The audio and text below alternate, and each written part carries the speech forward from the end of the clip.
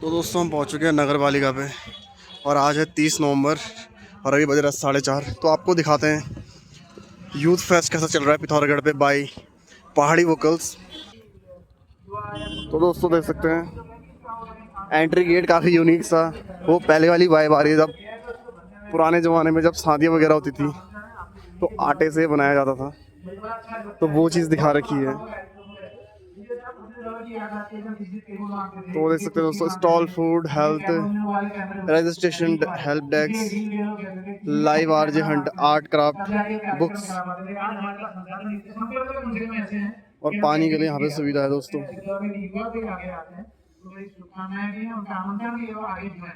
और यहाँ पर वो बना रखा है बढ़िया सा देली होता है देली, तो बढ़िया सी देली बना रखी है। और ये चीड़ के देख सकते हो दोस्तों आप।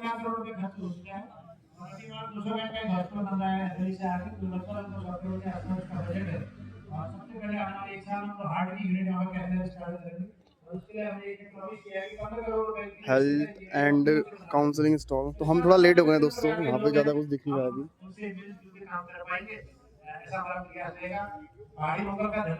रजिस्ट्रेशन एंड सपोर्ट के लिए तो यहाँ पे कुछ फोटोज वगैरह दे सकते हैं पहाड़ी वोकल्स की तरफ से। यहाँ पर बताना चाहूंगी कि इस पूरे डिस्कशन को जो है वो कंक्लूड करने का की रिक्वेस्ट रहेगी। ये बेरीनाग का है। तो डिस्कशन कंक्लूड करने जैसा नहीं है और मैंने बहुत कुछ सीखा है। और यहाँ पे देख सकते हो दोस्तों बुक ट्री यहाँ पे लगा रखा है बढ़िया सा। उनकी बात हो रही हो और आप उसमें और यहाँ पे हमारा पिथौरागढ़ का आरजे 88.4 FM पिथौरागढ़ का अपना पंचसूल पल्स हिल से दिल तक। हम कुछ भी उनसे कहते हैं वो मना नहीं करती है। और लेकिन 12th के बाद आज मैं जहाँ पर हूँ उसके पीछे उनकी क्रिएटिविटी प्रेरणा है। उन्होंने 12th के बाद से इस तरह के कामों में सोचना शुरू किया कि अच्छा करो अपने अगर है और तमाम सारी तो बुक्स दोस्तों देख सकते हैं। कोई मिलेगा और वो आगे जाएंगे। और उन्होंने अपने जीवन में खूब सारे काम किए और एक बहुत ही मजेदार जो मुझे लगता है कि जिसका जिक्र होना चाहिए, यहाँ पे एक विद्यालय चलता था, उसके कुछ बच्चे थे और available books available on rent reading corner. Pithoragarh के बच्चों ने समुद्र देखा तो उन्होंने कहा सर पानी इतना ज्यादा भी होता है, क्योंकि उनके लिए पानी की परिकल्पना एक टैंकी थी।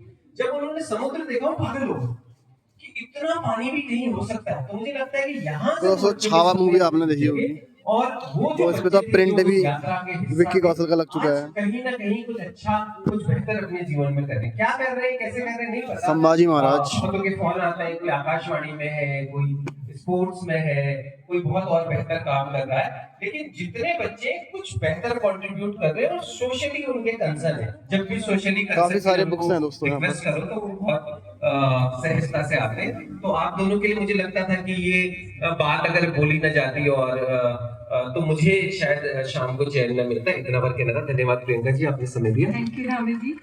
तो बिल्कुल इस पूरी तो यहाँ पे फूड स्टॉल लास्ट है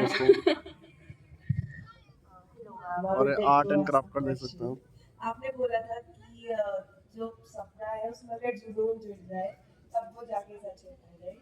And I just wanted to ask this because us youth we have quotes going on everywhere और हमें एक quote होता है you should know कि कब तुम्हारे लिए कोई चीज़ नहीं बनती है और when other times you know that you should quit and when other times में पता होना चाहिए कि ये तुम्हारा शायद सपना नहीं है, ये सब एक distraction था।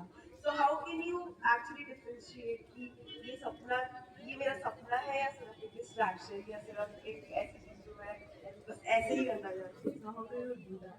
और ये वेस्ट से बना रखा है दोस्तों देख सकते हैं। इसको बताना मगर ये सब के लिए इंडिविजुअली होता है। बट आपका नाम क्या है?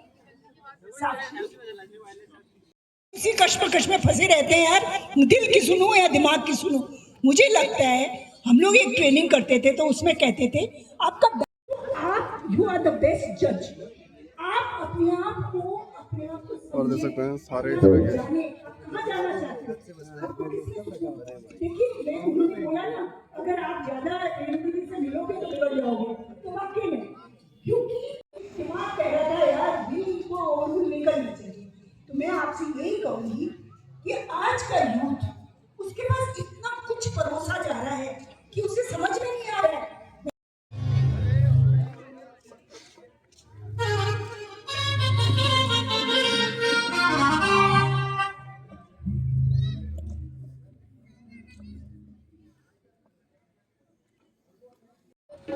तो दोस्तों आर्टिस्ट लोग अपना सेट करते हुए और देख सकते हैं पिथौरागढ़ की जनता।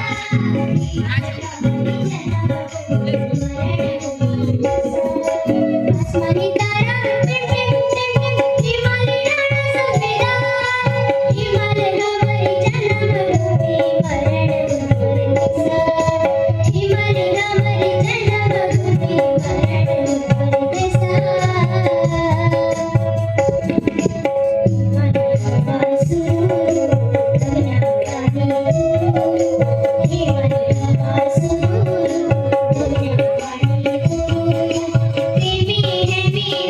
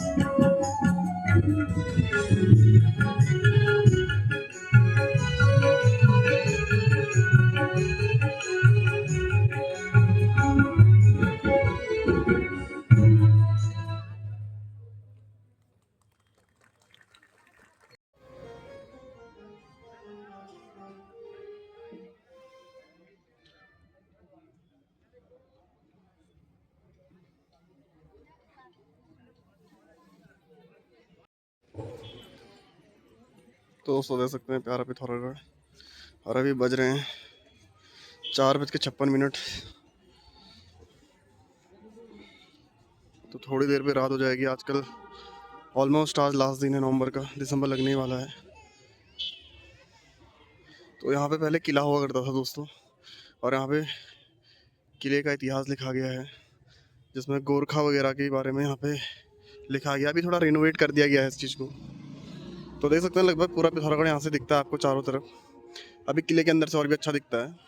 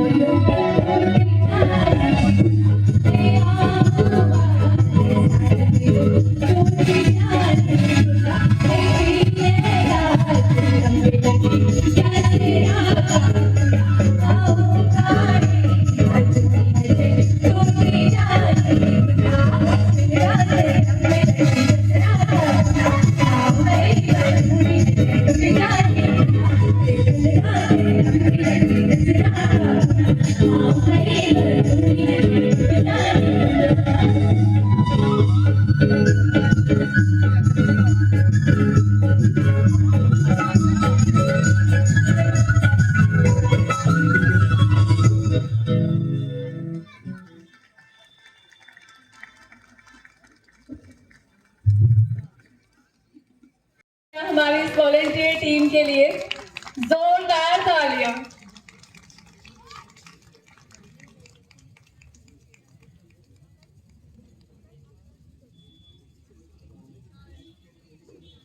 Thank you so much. आप लोग जब भी हमें ज़रूरत होती है, आप खुद वॉलंटियर कुछ क्रिएटिव जो उन्होंने अपनी कम्युनिटी को साथ में लेकर अपनी कम्युनिटी के लिए अलग अलग सेक्टर में काम किया हुआ है, वो अपने इस पूरे काम को, अपने एक्सपीरियंस को आपके साथ साझा करने जा रहे हैं।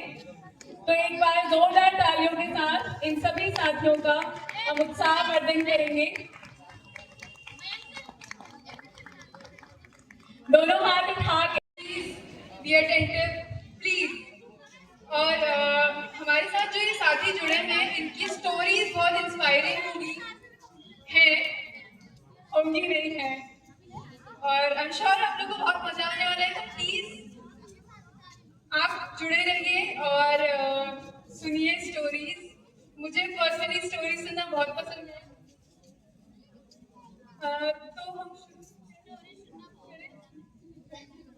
तो हम शुरू करेंगे तनिष्क जी के साथ, जो कि अभी वेस्ट मैनेजमेंट पे काम कर रहे हैं। ये इनका एक छोटा सा इंफॉर्मेशन है जो आपको दिख रहा है।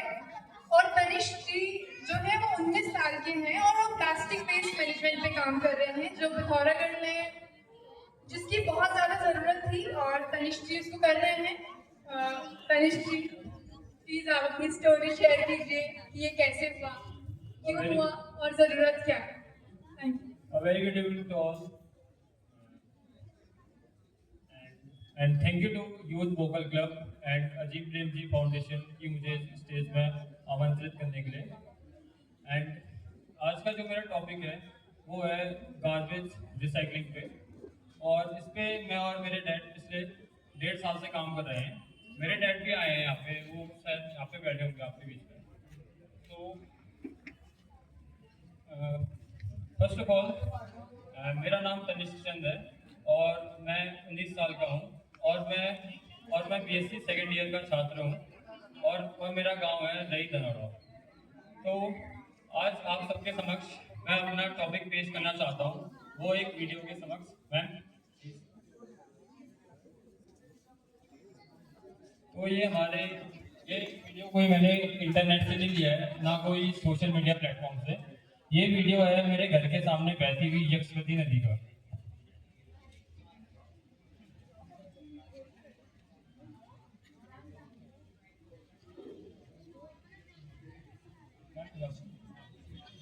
तो आप इसमें देख सकते हैं कि क्लियरली कि हमारे सामने जो बहती हुई नदी है यक्षवती नदी, या हम कहें उसे रई घाट, तो उसमें कितने अमाउंट में सीवेज हो गया, गटर का पानी हो गया, और साथ में बहुत सारे प्लास्टिक वेस्ट उसमें मिल रहे हैं। और मैम सेकेंड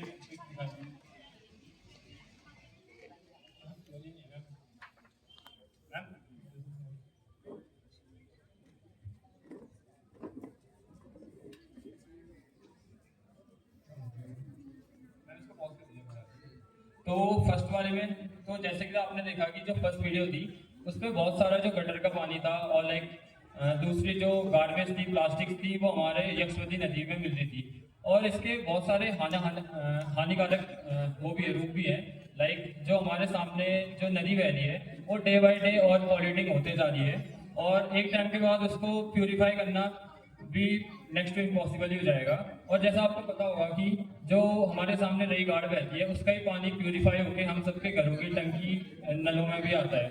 और रही में टोटल मतलब हमारे क्षेत्र में अभी तक यहाँ पे 3 पंपिंग स्टेशन है जिनका काम है दूषित पानी को शुद्ध करके हम लोगों को प्रोवाइड करना। और पहला स्टेशन है हमारा रही में, और दूसरा स्टेशन पड़ता है हमारा चटकेश्वर पे, एंड थर्ड वाला स्टेशन जो हमारा पड़ता है वो पड़ता है ठुलीगाड़ में। ठुलीगाड़ में हम सब जानते हैं कि पिथौरागढ़ का जो हमारी लोकेलिटी का जितना भी पानी है वो सारा जमा होके वहीं जाता है। और जो वहाँ का पंपिंग स्टेशन है, बहुत ही दुखद जगह से मुझे कहना पड़ रहा है कि वहाँ का जो पानी है जो पूरी तरह से प्यूरिफाई होके नहीं जाता है, वो हमारे कैंट में जवानों को शर्म होता है। और लास्ट पिछले 1 सालों में 2025 में इस बार आपने देखे होंगे कि पीलिया और जॉन्डिस और अन्य जो बीमारी है उसके जो तादाद थे वो बहुत तेजी से बढ़े थे। इस बार 2025 में उसके रिकॉर्ड बहुत सारे थे, हालांकि मेरे को भी हो गया था पीलिया तो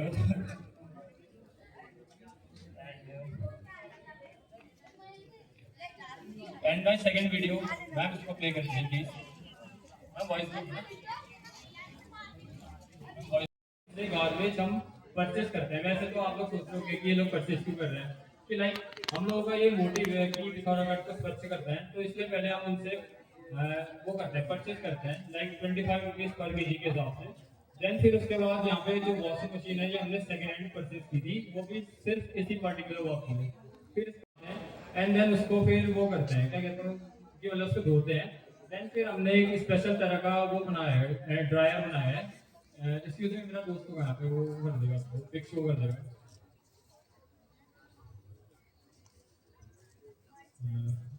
तो फिर वो स्पेशल अगर ड्रायर हमने जो बनाया है उसको क्या करते हैं, छोटे छोटे पीस है उसको कट करके उसको हम ड्राई करते हैं और एट द एंड हम बॉटल पे कंप्रेस करते हैं। मैं मेरा वीडियो स्टार्ट करते हैं प्लीज आप। तो एक बार आप देख लीजिए वीडियो के लिए।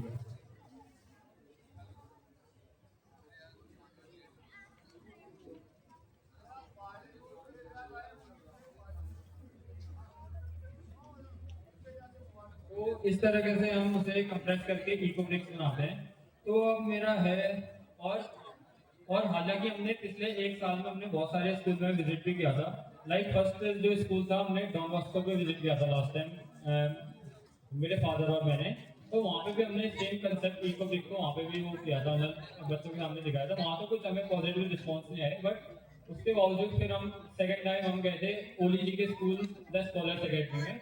हमने वहाँ पे भी बच्चों को बहुत सारी ये इको ब्रिक के बारे में हमने बताया था कि इससे कैसे क्या हो सकता है और इसके क्या क्या फायदे हैं और इससे हम कैसे क्षेत्र को साफ कर सकते हैं। तो वहाँ से फिर एक बच्चे ने मुझसे सवाल पूछा, लाइक मैंने एक बच्चे से सवाल पूछा था कि बेटा कल के दिन आपका ड्रीम क्या है, आपको बड़े होकर कौन सी कंट्री को विजिट करना है। तो उसने मुझसे कहा कि सर मुझे कल के दिन सर मुझे जापान को विजिट करना है। तो मैंने कहा क्यों? तो वो कहने लगे कि Japan one of the most cleanest country है और वहाँ का ना वहाँ पे एयर पॉल्यूशन है ना वाटर पॉल्यूशन है, और यही देखा जाए इंडिया में तो कितना ज़्यादा पॉल्यूशन है।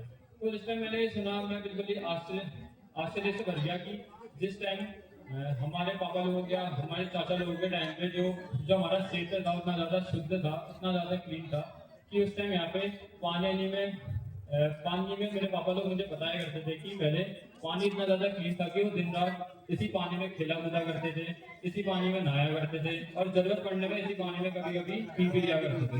बट बीते कुछ सालों में जैसे जैसे मनुष्य का विकास हुआ और जैसे जैसे डेवलप होते गए वैसे वैसे इसकी स्थिति भी बिगड़ती चली गई। जैसे कहते हैं ना कि किसी भी चीज़ के 2 पहलू होते हैं, उसके एक ही चीज़ को नहीं देखना चाहिए कि उसके पॉजिटिव साइड को, उसके नेगेटिव साइड को भी देखना बहुत जरूरी होता है। जो उसका नेगेटिव साइड था वो था बढ़ते रूप में प्लास्टिक गार्बेज।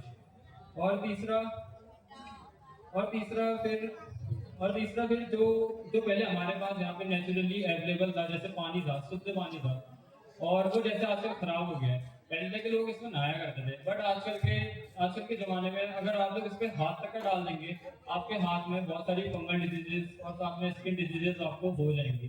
तो इसकी स्थिति डे बाय डे और ख़राब होते जा रही है। और दूसरा मेरा है कि अब आते हैं अपने मेन टॉपिक पे, जिसका नाम है इकोब्रिक। इकोब्रिक डिस्ट्रीब्यूट कर दीजिए भाई, कर दिया। तो जैसे आप लोगों के हाथ में एक सैंपल जो होगा इकोब्रिक का, क्या आप लोगों ने देख लिया सपने? बोलिए। तो फिर इकोब्रिक है, ये इकोब्रिक को हमने खाली जो होते हैं आपके सॉफ्ट ड्रिंक्स हो गए या कोल्ड ड्रिंक्स हो गए, इनसे लेके बनाया है। ये जो आप लोगों के हाथ में, ये सब आपके 2 लीटर्स वाले वो है एम्प्टी बॉटल्स हैं। इसके अंदर हमने कटेड गार्बेज को डाला है, प्लास्टिक गार्बेज को। क्या आप में से कोई मुझे बता सकता है कि प्लास्टिक का लाइफ स्पैन कितना होता है? एनीवन? कोई भी मुझे बता सकता है कि प्लास्टिक का एक लाइफ स्पैन कितना होता है, कि मतलब प्लास्टिक कितने साल में डिकम्पोज होता है? किसी को आता है? हाँ बताइए। कितना? नहीं होता कभी। तो you are too close, but plastic का एक लाइफ स्पैन है जो है हमारा, अगर हम सिंगल यूज प्लास्टिक से अगर थिक प्लास्टिक की बात करें तो आप रहते हैं 150 ईयर्स टू 400 ईयर्स। तो डेट्स वाई हमने इस कंसेप्ट में काम करने का ठान लिया था। और बाय द वे, आप लोगों के हाथ में जो वाटर बॉटल्स है, कोई इसमें गेस कर सकते हैं कि एक बॉटल से हमने कितने प्लास्टिक को फिल किया होगा? कितने? 50? कोई और? हाँ 100? कोई और?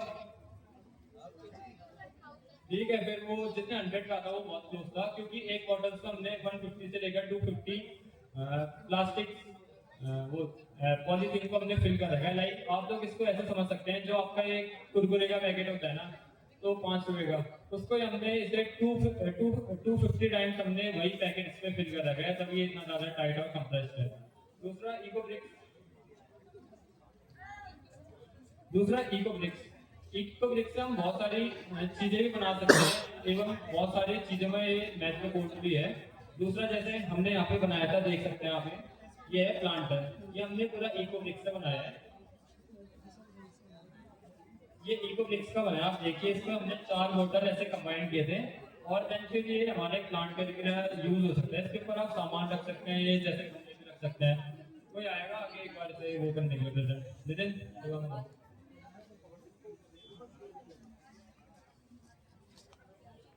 जैसे ये है प्लांटर, ये गमले को किस तरह, ये गमला किस तरह, तो ये देखिए, ये अब एक प्लांटर के लिए यूज हो सकता है। वो भी किससे? खाली हमने कोई ना स्टैंड लिया है ना कुछ लिया है, हमने 4 गार्बेज बॉटल्स की, उसके अंदर हमने खाली प्लास्टिक गार्बेज को फिल करके इसको बनाया है। देखिए, ये प्लांटर है। And second one is our sitting bench. इसको भी देखिए, इसको भी हमने 5 बोतलों की हेल्प से बनाया है। कोई आगे इस पे बैठना चाहेगा? कोई भी?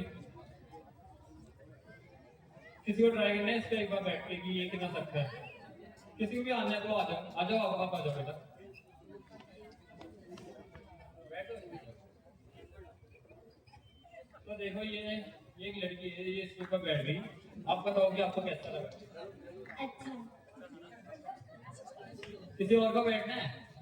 मतलब कोई जो थोड़ा इनसे भारी हो।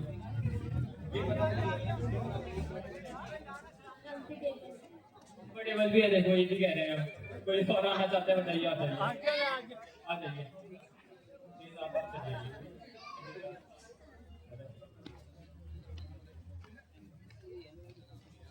भाई कोई दिक्कत है तो बताओ। बहुत कंफर्टेबल है ना, तो ये कैफे में काम आ सकता है। तो फिर जैसे भाई का वेट होगा अराउंड 60 या 70 kgs, तो फिर जो ये बेंच है, ये आराम से अप टू 90 kgs का भी वेट ले सकता है। मेरा करंट वेट चल रहा है 95 kg। मैं भी इसके ऊपर आपको बैठ के दिखा देता हूँ। टूट जाएगा। ये देखो, तो देख लो, मेरे ऐसा एक 90 किलो का एक मोटा बंदा भी इसमें बैठ गया, उसको कुछ भी नहीं हुआ है। तो ये आप जान सकते हो कि कितना ज्यादा सख्त है। बाद में करेंगे। हाँ ठीक है, फिर एक बार तुम भी खड़े हो जाओ। कुछ नहीं हुआ। हाँ आओ तुम भी आ जाओ। कैसा लगा एक सुन के दिखा दो। सकता है, अच्छा है। देखा, मैं कह रहा था आप लोगों से कि कितना अच्छा प्रोडक्ट है ये।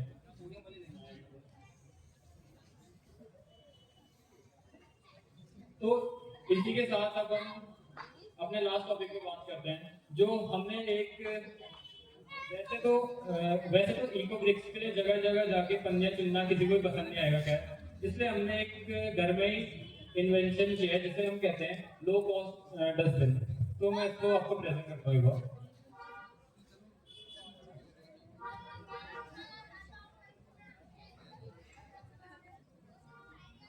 तो ये एक लो कॉस्ट डस्टबिन है जो हमने घर में इसको मतलब बनाया है। हमने एक वो ली थी, लाइक एक मेटल तो नहीं कहेंगे इसको, हम टिन कहेंगे। टिन की एक वो ली थी हमने, रिंग ली थी गोल शेप की। उसके अंदर एक आलू भुर्जी वाला हमने इसमें पैक फिट कर दिया और ये हमारा एक लो कॉस्ट वो है डस्टबिन है। इसको आप अपने आप इसे अपने घरों में टांग सकते हैं। जैसे कभी आपने कोई डिटर्जेंट आपका खत्म हो गया या आपका कोई जैसे कुछ खाया आपने मैगी या कुछ भी खाया तो उसके चिक्कर आप उसको डायरेक्ट डाल सकते हैं। तो ये बहुत हेल्पफुल रहेगा किसी को इको ब्रिक को बनाने में। वरना फिर आपको वही करना पड़ेगा, जैसे कूड़ेदान से लाना पड़ेगा अगर बनाना है।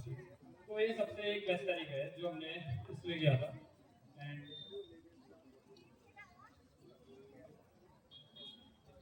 And second thing is that अगर आप लोगों को भी आप लोगों ने भी देखा होगा बीते कुछ सालों में 5-6 साल पहले में जो हमारा क्षेत्र है पिथौरागढ़ में बहुत सारी जो चीजें हैं वो बहुत सारी घटित भी हो चुकी हैं। जैसे आपने 5-6 साल पहले देखा होगा जो हमारी पंचाचूली रेंज थी उसको आपने आइस देखा होगा कितना ज्यादा रहता था उस टाइम, आइस अच्छा खासा असर रहता था।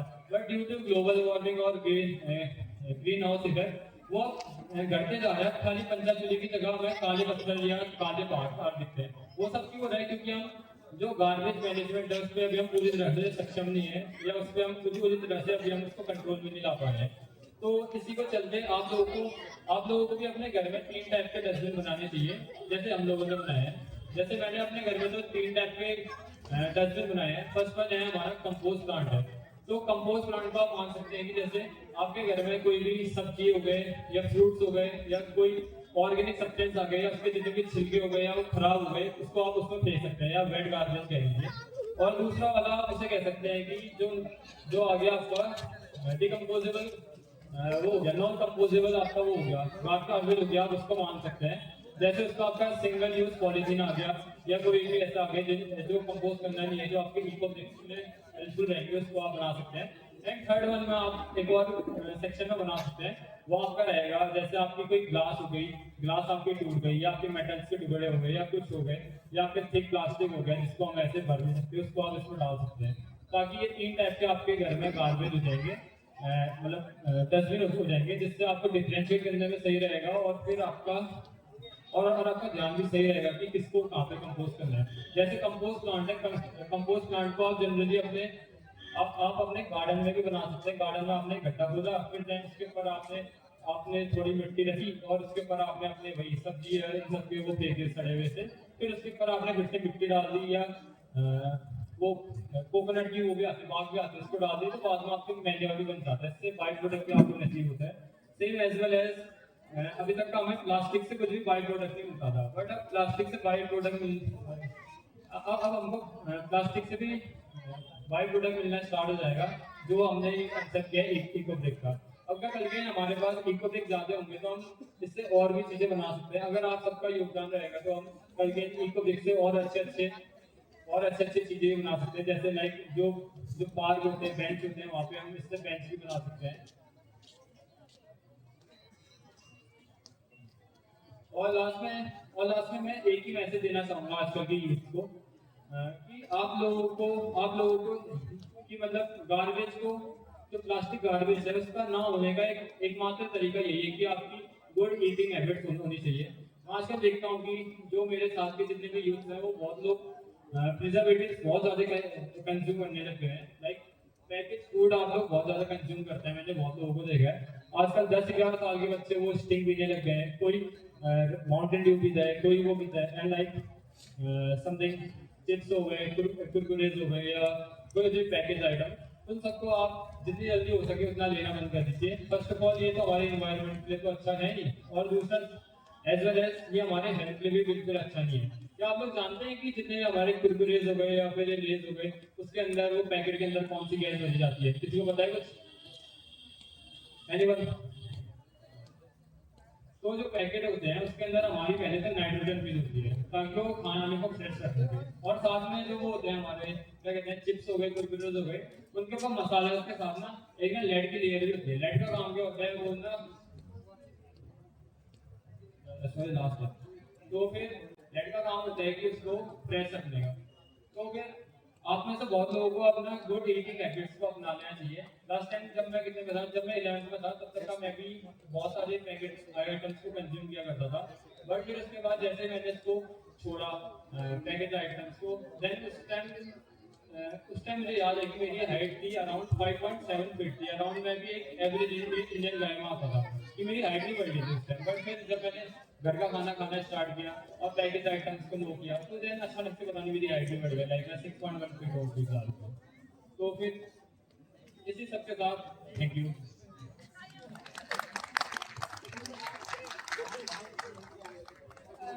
थैंक यू सर ये स्टोरी शेयर करने के लिए और अपनी नॉलेज शेयर करने के लिए। आई श्योर यहाँ पे लोगों को बहुत कुछ पता चला होगा इको ब्रिक्स के बारे में। और आपने एक बात बोली थी कि जो प्लास्टिक्स होते हैं वो उनकी एज, उनकी जो लाइफ टाइम होती है वो बहुत ज़्यादा होती है। लाइक जो आपका अगर सिंगल यूज प्लास्टिक के, जैसे बहुत लोग अगर वेजिटेबल से लेने आते हैं तो सिंगल यूज में और पॉलीथीन लाते हैं, तो उसकी प्राइस लाइक जो उसका लाइफ टाइम है ना 150 ईयर से कम यूज है। हाँ तो इन्होंने ये बात बोली थी कि आप प्लीज बैठ जाइए, थैंक यू। तो इन्होंने ये बात बोली थी कि जो हमारे पास प्लास्टिक्स होते हैं, जो सिंगल यूज प्लास्टिक, अगर हम लोग कोई भी पैकेजिंग के लिए या कोई भी अगर हम प्लास्टिक्स यूज करें तो उनकी कम से कम जो लाइफ स्पैन होती है वो 150 ईयर्स होती है। आप लोगों को पता है कि 150 ईयर्स के बाद वो प्लास्टिक्स जाते कहाँ हैं, कि कहाँ होते होंगे, वो कहाँ हैं जो 150 साल पहले प्लास्टिक्स जनरेट किए गए थे, जो प्रोड्यूस हुए थे, जिनको बने हुए 150 साल हो गए हैं। आप लोगों को पता है कि वो 150 साल पहले के प्लास्टिक्स कहाँ हैं?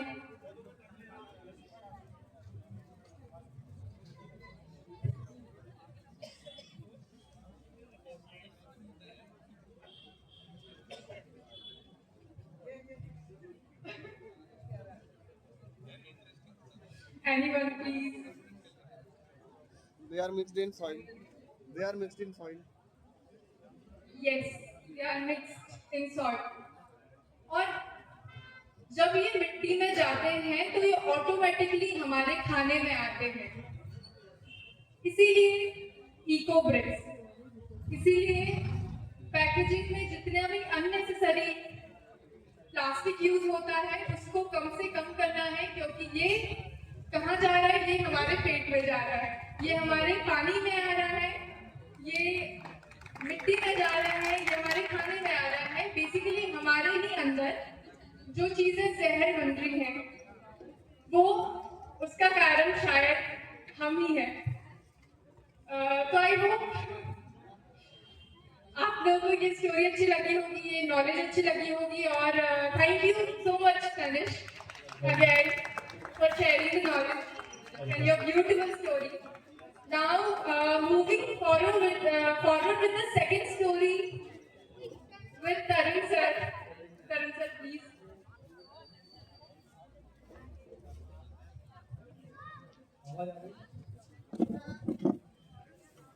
Good evening Chitragarh. Good evening, sir. Boring के लिए हो रही है? एक कहानी से शुरुआत करते हैं। आज से करीब 700 साल या 1000 साल पहले एक कहानी प्रचलित थी एक गांव में। गांव का नाम है सेलिकापुर। उस गांव में एक गुफा में ब्रह्म राक्षस था। कौन था? ब्रह्म राक्षस था। मतलब उसके बारे में कहा जाता था कि वो लोगों को इकट्ठा करके गुफा में कैद करता था, जंजीरों से बांधता था, और इस तरह से आज हम कई मांसाहारी लोग हैं तो चिकन मटन वगैरह खाते हैं, हड्डियों को चबाते भी फेंक देते हैं, है ना? इसी तरह से वो आदमी को खाता था। तो इसकी तहकीकात करने के लिए हमारी टीम गई वहाँ पे कि क्या ये सच है, ये कहानी में कितना दम है, क्योंकि उस गुफा की ओर लोग जाना भी पसंद नहीं करते थे, उसके बारे में बात करना भी पसंद नहीं करते थे। तो हमारे साथ कोई भी आने को तैयार नहीं हुआ था। लगभग 4 साल के बाद कोई एक बंदा गाँव का तैयार हुआ रास्ता बताने को, लेकिन वहाँ तक नहीं आना है। तो हमने जब पहली बार अंदर देखा रियली देख के हम बहुत भटक कर आ गए कि उसके अंदर आदमी की हड्डियां पिघली पड़ी हैं और सब कुछ सारी हड्डियां चबाई हुई है। तो हमें उसकी कहानी का एक बार लगा कि थोड़ा डर भी लगा पहली बार, क्योंकि गुफाएं हम खोलते रहते हैं। उस गुफा में पहली बार लगा कि कोई ना कोई हमारे पीछे घूम रहा है या आगे घूम रहा है, कोई हमें देख रहा है, कोई तो है। तो इस तरह की खोज हम करते रहते हैं, बहुत सारी खोजें करते हैं और अभी तक हमने लगभग गुफाएं खोजी हैं। हिस्टोरिकल चीज़ें हमने खोजी हुई हैं, जैसे केव पेंटिंग है या फिर कंप्यूटर है या फिर उससे भी पुरानी चीज़ें जो अभी सिविलाइजेशन है, जैसे अभी बोर्ड है आपके सामने ऊपर, इस बोर्ड से जुड़ी हुई जो इसका सिंबल है काफ़ी आगे तक है, काफ़ी दूर तक इसके सिंबल्स हैं। तो अभी हम जिस मैदान में हैं, हो सकता है उसमें आज से सदियों पहले बहुत बड़ी बड़ी ऐसी घटनाएं घटी होंगी, लेकिन आज ये इधर उधर है। तो हम फिजिकल, हिस्टोरिकल या जूलॉजिकल या जियोलॉजिकल इस तरह की चीज़ें जो आज तक लोगों की नज़र से छुपी हैं, उसको खोजते हैं और उसको टूरिज्म से रिलेट करते हैं। क्यों करते हैं? इस तरह से हमारे पास बहुत सारी कहानियाँ हैं, अगर हम किसी दोस्ती को बताते हैं, शेयर करते हैं, तो वो कोशिश करता है कि उसको उस जगह पर जाए, उस जगह पर देखे। आवाज़ आ रही है सबको? ठीक है, सॉरी आदत नहीं है माइक का, अभी तक टाइम पे फॉर्म में रहता हूँ। तो टूरिस्ट को बहुत ज़्यादा पसंद आता है इस तरह की कहानियाँ और हम एक नए तरह का टूरिज्म शुरू कर रहे हैं और बहुत हद तक हम इसमें सक्सेस भी हो चुके हैं। अगर हम जूलॉजिकल की बात करें तो हमने अभी 2024 सितंबर के महीने में एक ऐसी मकड़ी की खोज की थी जो बिल्कुल सांप की तरह है। आप में से कई लोग जूलॉजी से संबंध रखते होंगे। तो सांप की तरह की मकड़ी, अगर आपको इस तरह की सारी चीजें देखनी है तो हमारे चैनल पे है, उसमें आप सारा स्टडी कर सकते हैं। Zoological, geological, historical, pre historical जो चीजें हम डिस्कवर करते हैं उसको टूरिज्म से रिलेट करते हैं। तो एक छोटी सी कहानी और लास्ट में शेयर करूँगा, टाइम बहुत कम है, कहानियाँ बहुत सारी हैं मेरे पास में। एक चिंटू है हमारे घर पे, हमने एक जंगल बनाया हुआ है। दिन में से मैं काफी एनवायरनमेंट के ऊपर चीजें सुन रहा हूँ, देख रहा हूँ, बहुत सारे लोग यहाँ पे आके बात कर रहे हैं, बहुत अच्छी बात है, एक अवेयरनेस आ रही है लोगों में। अभी भैया आए थे, उन्होंने बहुत अच्छा एक मैसेज शुरू किया भाई, इनको सपोर्ट करने के लिए।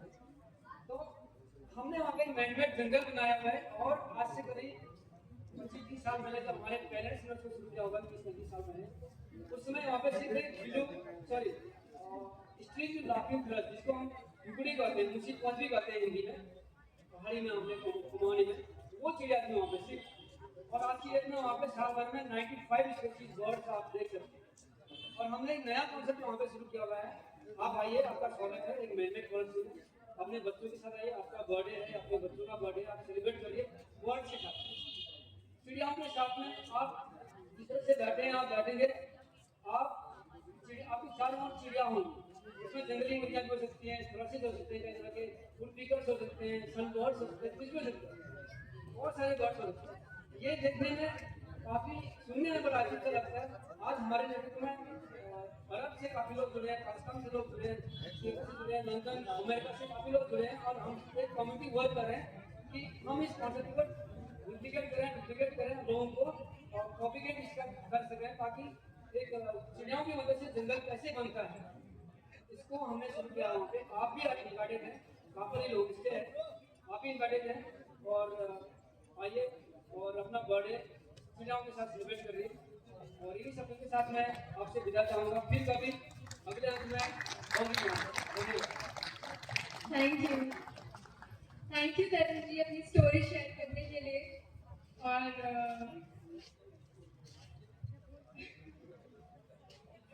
तो अभी हमारे साथ जो जुड़ने जा रहे हैं वो है तरुण जी, विशाल जी जुड़ने जा रहे हैं। तो विशाल जी अपनी स्टोरी सुनाएंगे। इनकी इंफॉर्मेशन यहाँ है और यहाँ पे जो भी साथी हमारे साथ जुड़े हुए हैं अगर इनकी इन्फॉर्मेशन आपको चाहिए, अगर आपको इनसे कनेक्ट करना है या कुछ भी, तो आप पहाड़ी वोकल से कनेक्ट कर सकते हैं। वो आपको इनके कॉन्टेक्ट डिटेल्स दे सकते हैं, वो आपको इनसे कनेक्ट करवा सकते हैं। तो कुछ भी अगर आपको जानना है, आपको कनेक्ट करना है, तो आप प्लीज पहाड़ी वोकल से जुड़िए, उनसे बात कीजिए। तो हाँ, विशाल जी प्लीज आप अपनी बातें रख सकते हैं। Thank you ma'am, thank you पहाड़ी वोकल्स। और यहाँ पर जितने लोग भी आए हैं सभी को सबसे पहले नमस्कार कहता हूँ। और ये बहुत अच्छा मंच है। सबसे पहले मैं इसकी तारीफ किए बगैर मेरे को मौका चाहिए था कि मैं पहाड़ी वोकल्स की एक बार तारीफ कर दूँ, क्योंकि इन्होंने इतना अच्छा स्टेज यहाँ पर प्रोवाइड कराया है सभी को। लाइक माइंडेड लोगों को यहाँ पर मिलाना, ये आज से मुझे पता है कि पहली बार हुआ है ना, मेरे देखने में तो पहली बार हुआ है। और ये इतनी अच्छी चीज़ है क्योंकि हम जो काम कर रहे हैं वो आप लोगों तक पहुंचना चाहिए, क्योंकि आपको पता ये चलना चाहिए कि आपके शहर में आगे हो क्या क्या रहा है। संजय के बारे में मुझे पता नहीं था, मुझे इस स्टेज के बाद पता चला है। और भैया के बारे में भी मुझे पता नहीं था, आज मेरी मैम के बारे में पता चलेगा। तो शायद ये भी हो सकता है कि इन लोगों को मेरे बारे में पता चले, हमारे बारे में पता चले। तो ज़्यादा समय न लेते हुए मैं आपको अपने बारे में बताता हूँ। नाम मेरा डिस्प्ले है विशाल पर, यहीं का हूँ मैं, पिथौरागढ़ से। और बस एक ये था कि एक ये रहता है ना, ये जो कहानी आज हम यहाँ पे सुनाने आए हैं, ये न सिर्फ मेरी कहानी है और न ही आपकी है, ये हम सबकी कहानी है। ये एक मैं ये समझता हूँ बदलाव की कहानी है। हमने कुछ ऐसी छोटी छोटी चीज़ें करी हैं कि जिससे हमने वो चेंजेस लाने की कोशिश करी। मैं ये नहीं कहूँगा कि हमने बहुत बड़े तीर मार दिए, ऐसा नहीं किया, बस कोशिशें करी हैं। जैसे उसकी छोटी सी झलक जो मुझे 5 मिनट बतानी है, मैं आपको मैं देना चाहूँगा। वो झलक बस इतनी सी है कि हमने उस प्रॉब्लम को पहचाना कि यहाँ पर आदमी जब रहेगा तो सारे काम हो सकते हैं, वो पॉसिबल है। यहाँ से पलायन जिसे माइग्रेशन कहते हैं, वो आज मुझे लगता है सबसे बड़ी दिक्कत वही है। आते आते अभी 2030 में आप पहुँचोगे तो देखोगे कि जितनी यहाँ जनसंख्या है वो भी नहीं बचने वाली है। वो क्यों नहीं बचने वाली है? एम्प्लॉयमेंट यहाँ पे क्या है, वो मेरे से बेहतर आप जानते हैं। मैं तो जानता ही हूँ, लेकिन आप लोग मेरे से बेहतर जानते हैं, आप उस चीज़ को फेस कर रहे हैं। दूसरा ये है कि अगर पैसा किसी के पास यहाँ पर आ जाए तो वो यहाँ से पलटी मार लेता है सीधे प्रिंस एरिया की तरफ। तो हम इन 3-4 चीज़ों में हमने कंबाइंडली काम किया है। जो हमारे बेनिफिशियरीज हैं, जो हमारी बेनिफिशियरीज फैमिलीज हैं, हमने उसी फैमिली को एजुकेशन से भी जोड़ा है, उसी को हमने एम्प्लॉयमेंट से भी जोड़ा है, और उसी को हमने मेडिकल सुविधाएं जो कि यहाँ पर बहुत बड़ी प्रॉब्लम है उससे भी जोड़ा है। तो इससे हमें ये फायदा हुआ है कि कम से कम हम उन जिन फैमिलीज में काम कर रहे हैं कंबाइंडली, उनका एक तरीके से जो मतलब था पढ़ाई, शिक्षा, स्वास्थ्य, मेन यही तो है ना आज के टाइम पे। तो सारा कुछ हमने उनको यहीं प्रोवाइड करा। तो इससे क्या होगा कि वो यहाँ से छोड़ के नहीं जाएंगे। कहानी बहुत बड़ी है, मैं बहुत कुछ यहाँ पे बोलना चाहता था, लेकिन मैम का फेस देख के मुझे पता चल रहा है कि मैंने माइक रखना चाहिए। तो इसलिए फिर कभी अगर ऐसा कुछ मौका मिले तो बिल्कुल शेयर करेंगे। लेकिन मेन मैं आप लोगों से आज यही कहना चाहूँगा कि आप लोग युवा हैं, हम लोग युवा हैं, तो अगर हम इन चीज़ों को चेंज नहीं करेंगे तो मुझे नहीं लगता कि कोई और आने वाला है चेंज करने, है ना। यहाँ पे ना कोई हनुमान आने वाला है, ना ही श्री कृष्ण का अवतार होने वाला है। हमने ही हनुमान भी बनना पड़ेगा, श्री कृष्ण भी हमने बनना पड़ेगा। और मैं आगे नाम जो दिन में जिनका सेशन था नाम मैं भूल गया,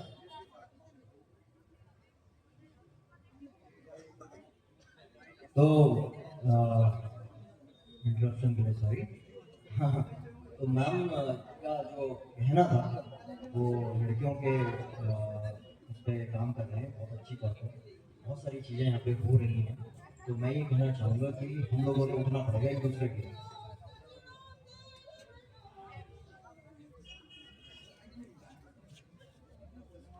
तो एट लास्ट मैं अपनी स्टोरी शेयर करने के लिए और ये बताने के लिए कि मेहनत करके कितना अच्छा हमें रिजल्ट मिलता है। सबसे पहले मैं अपना परिचय देना चाहूंगी। मैं शोभा कोहली, वन दरोगा, जिला फॉरेस्ट कार्यालय पिथौरागढ़ में कार्यरत हूँ। इससे पहले वन दरोगा होने से पहले मैं अपने आप को एक बॉक्सर, एक स्पोर्ट्स पर्सन और एक प्लेयर समझती हूँ। ये मेरे लिए गौरव की बात है कि मैं स्पोर्ट्स जैसे फील्ड में गई और मैंने जितनी भी अचीवमेंट करी, मेरे अकॉर्डिंग वो इतनी चीज मेरे लिए बेस्ट है। और आज ये इतना अच्छा मंच मुझे बोलने को, अपने विचारों को व्यक्त करने के लिए दिया है, तो मैं सबसे पहले अपने कोच जो कि आज यहाँ मुझे सपोर्ट करने के लिए भी आए हैं, उनको मैं बहुत बहुत धन्यवाद दूंगी। Mister Nikhil Singh Mehar, thank you so much sir. हर इंसान की स्टोरी में, हर इंसान की लाइफ में अचीवमेंट्स पाने के लिए एक मॉरल जो बोलते हैं, एक सपोर्ट सिस्टम जो बोलते हैं, वो मेरी लाइफ में निखिल सर है। इनकी वजह से ही मैंने अपनी लाइफ में जो भी अचीवमेंट करी, सिर्फ और सिर्फ इनकी वजह से ही करी। दिमाग से करोगे तो वो बहुत इजी भी है, पर अगर जैसे हर कोई बोलता है कि यार मेरे को मार मत देना, तू बॉक्सर है, पर ऐसा नहीं है। बॉक्सिंग में दिमाग भी चाहिए, दिल भी चाहिए, हर चीज, सेक्रीफाइस बहुत इंपॉर्टेंट है। चाहे बॉक्सिंग में ही ले लो, हर किसी चीज में सेक्रीफाइस इंपॉर्टेंट है। तो मैं यही बोलना चाहूंगी कि आप, चाहे आपको जरूरी नहीं कि आप स्पोर्ट्स में हो, हर किसी जिसका इंटरेस्ट जिस फील्ड में है उसको उस फील्ड में जाना चाहिए। चाहे आप पढ़ाई में हो तो आप पीसीएस निकालो, यूपीएससी निकालो, आप स्पोर्ट्स में हो तो आप कोई सा भी गेम खेल सकते हो। और आजकल तो स्पोर्ट्स में आगे इतना बेनिफिट हो गया, हमारी उत्तराखंड सरकार जो धामी सर ने और रेखारिया मैम ने इतनी अच्छी स्कीमें निकाली है स्पोर्ट्स पर्सन के लिए कि वो एक एज अ करियर, एक गवर्नमेंट जॉब के लिए भी उनको मान्यता प्राप्त हो गई है। जैसे आप देखे जाए तो मैं एज अ आउट ऑफ 10 में मेरा सिलेक्शन हुआ था, मेरा नेशनल सिल्वर मेडल था नेशनल गेम्स में, देन मेरे को वंदर का दे दिया था उन्होंने पद। ऐसे ही स्पोर्ट्स में और भी चीजें, जैसे अभी रेखारिया मैम ने एक और स्पोर्ट्स वालों के लिए एक और अच्छी चीज है कि जो लोग पढ़ाई करते हैं और स्पोर्ट्स भी करते हैं, पर कभी कभी ऐसा तो हर कोई स्पोर्ट्स में बहुत आगे नहीं जा सकता, पर उनके लिए ऐसा नहीं कि करियर खत्म है, क्योंकि उन्होंने इतने साल दिए हैं। पर वो जो हमारी सरकार ने वो दे रखा है, 4% रिजर्वेशन दे रखा है स्पोर्ट्स के लिए, तो ये एक बहुत अच्छी बात है कि स्पोर्ट्स को एक अच्छे लेवल में लेके जा रहे हैं। आप यही देख लो कि दिल्ली हो गया, हरियाणा में इतने अच्छे बॉक्सर्स, पर वहां पे उनकी सरकार के अकॉर्डिंग देखा जाए तो हमारी सरकार ने हमारे लिए बहुत अच्छी जो ये योजना चलाई है कि 4% आरक्षण जो है स्पोर्ट्स पर्सन को दिया है। तो हर चीज का मतलब आप लाभ उठाइए, आप आइए, स्पोर्ट्स में भी आइए। और स्पोर्ट्स से तो आपका दो बेनिफिट है, आपका फिजिकल फिटनेस, माइंड आपका एकदम शार्प हो जाता है। नंबर 3 पॉइंट की आप कैरियर बिल्ड करते हैं अपना अच्छा, तो आप आ सकते हैं। बस अभी टाइम की थोड़ी कमी है। अच्छा लगा मुझे आप सबसे बात करके, तो थैंक यू सो मच मुझे इधर बुलाने के लिए। Thank you so much for पहाड़ी वोकल्स कि आप लोग ने मुझे इधर बुलाया और मुझे बोलने का मौका दिया। Thank you. पर्सनल स्टोरी, क्योंकि जनरली पर्सनल स्टोरी शेयर करना इतना इजी नहीं होता है, और शोभा जी ने जो की है बहुत ब्यूटीफुली, तो जोरदार तालियां हो जाए शोभा जी के लिए और हमारे ये 4 सदस्यों के लिए जिन्होंने अपनी स्टोरी शेयर की, अपनी नॉलेज शेयर की और हमें इतना सुंदर टाइम दिया। इसी के साथ हम पॉज देते हैं क्योंकि हमारा एक और परफॉर्मेंस होना है। तो बिल्कुल भावना की बात है, उसी से आगे मैं बढ़ाऊंगी कि अगर आप लोगों के कोई सवाल है तो 2 मिनट जो है हम सवालों के लिए ले सकते हैं। कि हमारे यहाँ पर 4 यूथ बैठे हैं जिन्होंने अपनी अपनी स्टोरी आपके सामने रखी है कि वो किस तरीके से अलग अलग फील्ड में सभी युवा जो है काम कर रहे हैं। अगर आपका कोई सवाल है तो हम उसको ले सकते हैं। 2 मिनट के लिए ओपन रहेगा सवालों के लिए। आप हैंड रेज कर सकते हैं, वॉलंटियर्स आप तक माइक पहुंचा दीजिए। Okay, thank you. तो बिल्कुल सभी जितने भी साथी हमारे साथ जुड़े हैं, हमने अलग अलग जो है तनिष्क हो, चाहे विशाल हो, चाहे तरुण जी हो, सब अपने अपने फील्ड में काफी बेहतर करे जिन्होंने रखा। मुद्दा ये कि क्यों इनकी स्टोरीज यहाँ पर रखी जा रही है, उससे क्या, तो मुझे उम्मीद है कि आप सभी ने हर एक स्टोरी से कुछ न कुछ पॉइंट, कुछ न कुछ इंसाइट्स अपने लिए लिए होंगे। और फिर से हम इनका शुक्रिया अदा करते हैं और आने वाले टाइम में भी, क्योंकि पहाड़ी वोकल्स यूथ क्लब जो है ज़रूर चाहेगा कि आप सभी जो हैं उस यूथ क्लब का एक हिस्सा बने, और जब भी आपके सुझाव की ज़रूरत पड़े हम ज़रूर आपसे कांटेक्ट करते रहेंगे, और आपके सुझाव, आपका कंट्रीब्यूशन हमारे इस यूथ क्लब को जो है और मजबूती देगा। इसी आशा के साथ हम जो है आपका सादर आभार भी व्यक्त करते हैं, और एक बार जोरदार तालियां इन सभी साथियों के लिए। पहाड़ी वोकल्स के वॉलंटियर्स से मैं रिक्वेस्ट करूंगी, मेंबर से,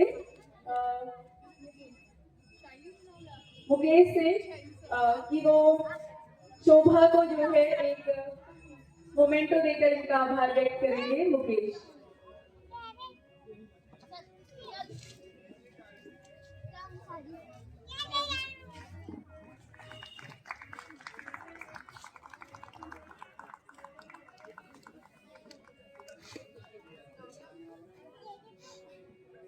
इसी क्रम में विशाल से मैं रिक्वेस्ट करूंगा, आदर्श से मैं रिक्वेस्ट करूंगी कि विशाल को एक मोमेंटो देकर उनका आभार व्यक्त करेंगे।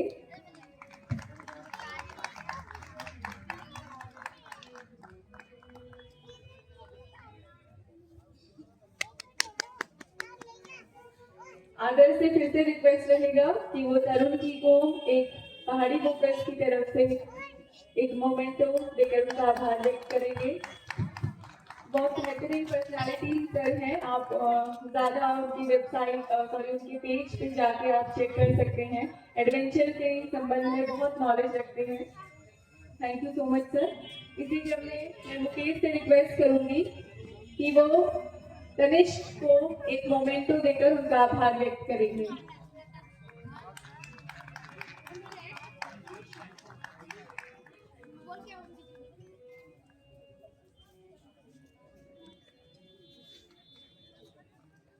बहुत बहुत धन्यवाद आप सभी साथियों का, और भावना का भी, कि उन्होंने इस पूरे सेशन को जो है आगे भी अभी हम कंटिन्यू कर रहे होंगे। पॉज किया है इससे, अभी हमारा एक प्रोग्राम है, उसके बाद हम कंटिन्यू करते हैं।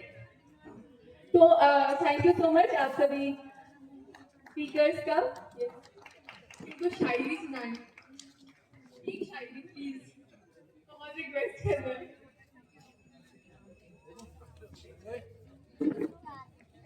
लेके आओ।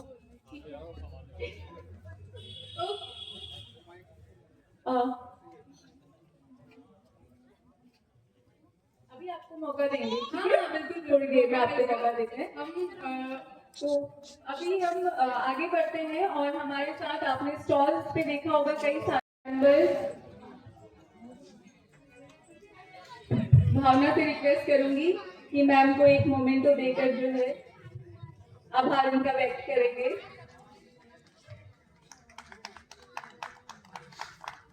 Thank you so much ma'am.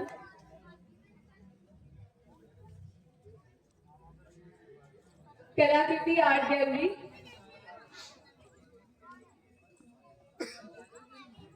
कलाकृति आर्ट गैलरी ने आर्ट को एक नए मुकाम पर पहुंचाने का काम किया है पिथौरागढ़ शहर में। तो मैं मुकेश से रिक्वेस्ट करूंगी कि इस टीम को जो है एक मोमेंटो देकर उनका आभार व्यक्त करेंगे। Thank you so much. इसी क्रम में हम आगे बढ़ते हैं, और हमारी जो अगली परफॉर्मेंस है वो है सेलिब्रेटिंग पकड़ू tribes and folk of Uttarakhand के अंतर्गत जो हमारी तालियों से एक बार फिर से टीम का हम उत्साहवर्धन करेंगे, और इस आशा के साथ यूं ही वो हमारे साथ लगातार जुड़े रहेंगे और अपनी कल्चर और अपने आर्ट से जो है पिथौरागढ़ का नाम रोशन। Thank you ma'am.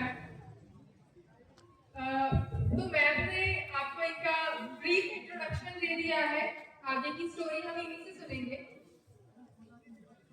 एक्चुअली ये तीन बहुत ही इंटरेस्टिंग पर्सनैलिटीज हैं। मैं जब इनसे मिली तो एक्चुअली मुझे इनकी स्टोरी मैं जानना चाहती हूँ। आई होप आप लोग भी उतने इंटरेस्टेड होंगे जानने के लिए, और आप लोग की एनर्जी लेवल भी अब हाई ही होंगी, आई होप है। तो हम सुने शुरू करें सर? मैम सर शुरू करें? ओके। तो सबसे पहले जो हमारे बीच आ रहे हैं वो है भास्कर काकड़ी जी, जो जो जो मैंने बताया था कि स्टार की बहुत अच्छे प्लेयर हैं। तो अपनी स्टोरी वो खुद से बताएंगे, आई एम श्योर वो बेटर बताएंगे। तो सर प्लीज। सभी को मेरा नमस्कार। मैं खड़ा ही हो जाता हूँ, बैठा बैठा अच्छा नहीं लगेगा मुझे। मेरा नाम भास्कर है, मैं यहाँ कुछ पिथौरागढ़ हूँ और मेरे गाँव से सतगढ़ यहाँ पे 23-24 किलोमीटर से यहाँ पे। तो मेरे साथ क्या हुआ कि मैंने बचपन में मतलब ये पिथौरागढ़ जो मार्केट एरिया है, यहाँ जो लोग हैं, इनसे मेरा बहुत ज़्यादा परिचय क्यों नहीं हुआ।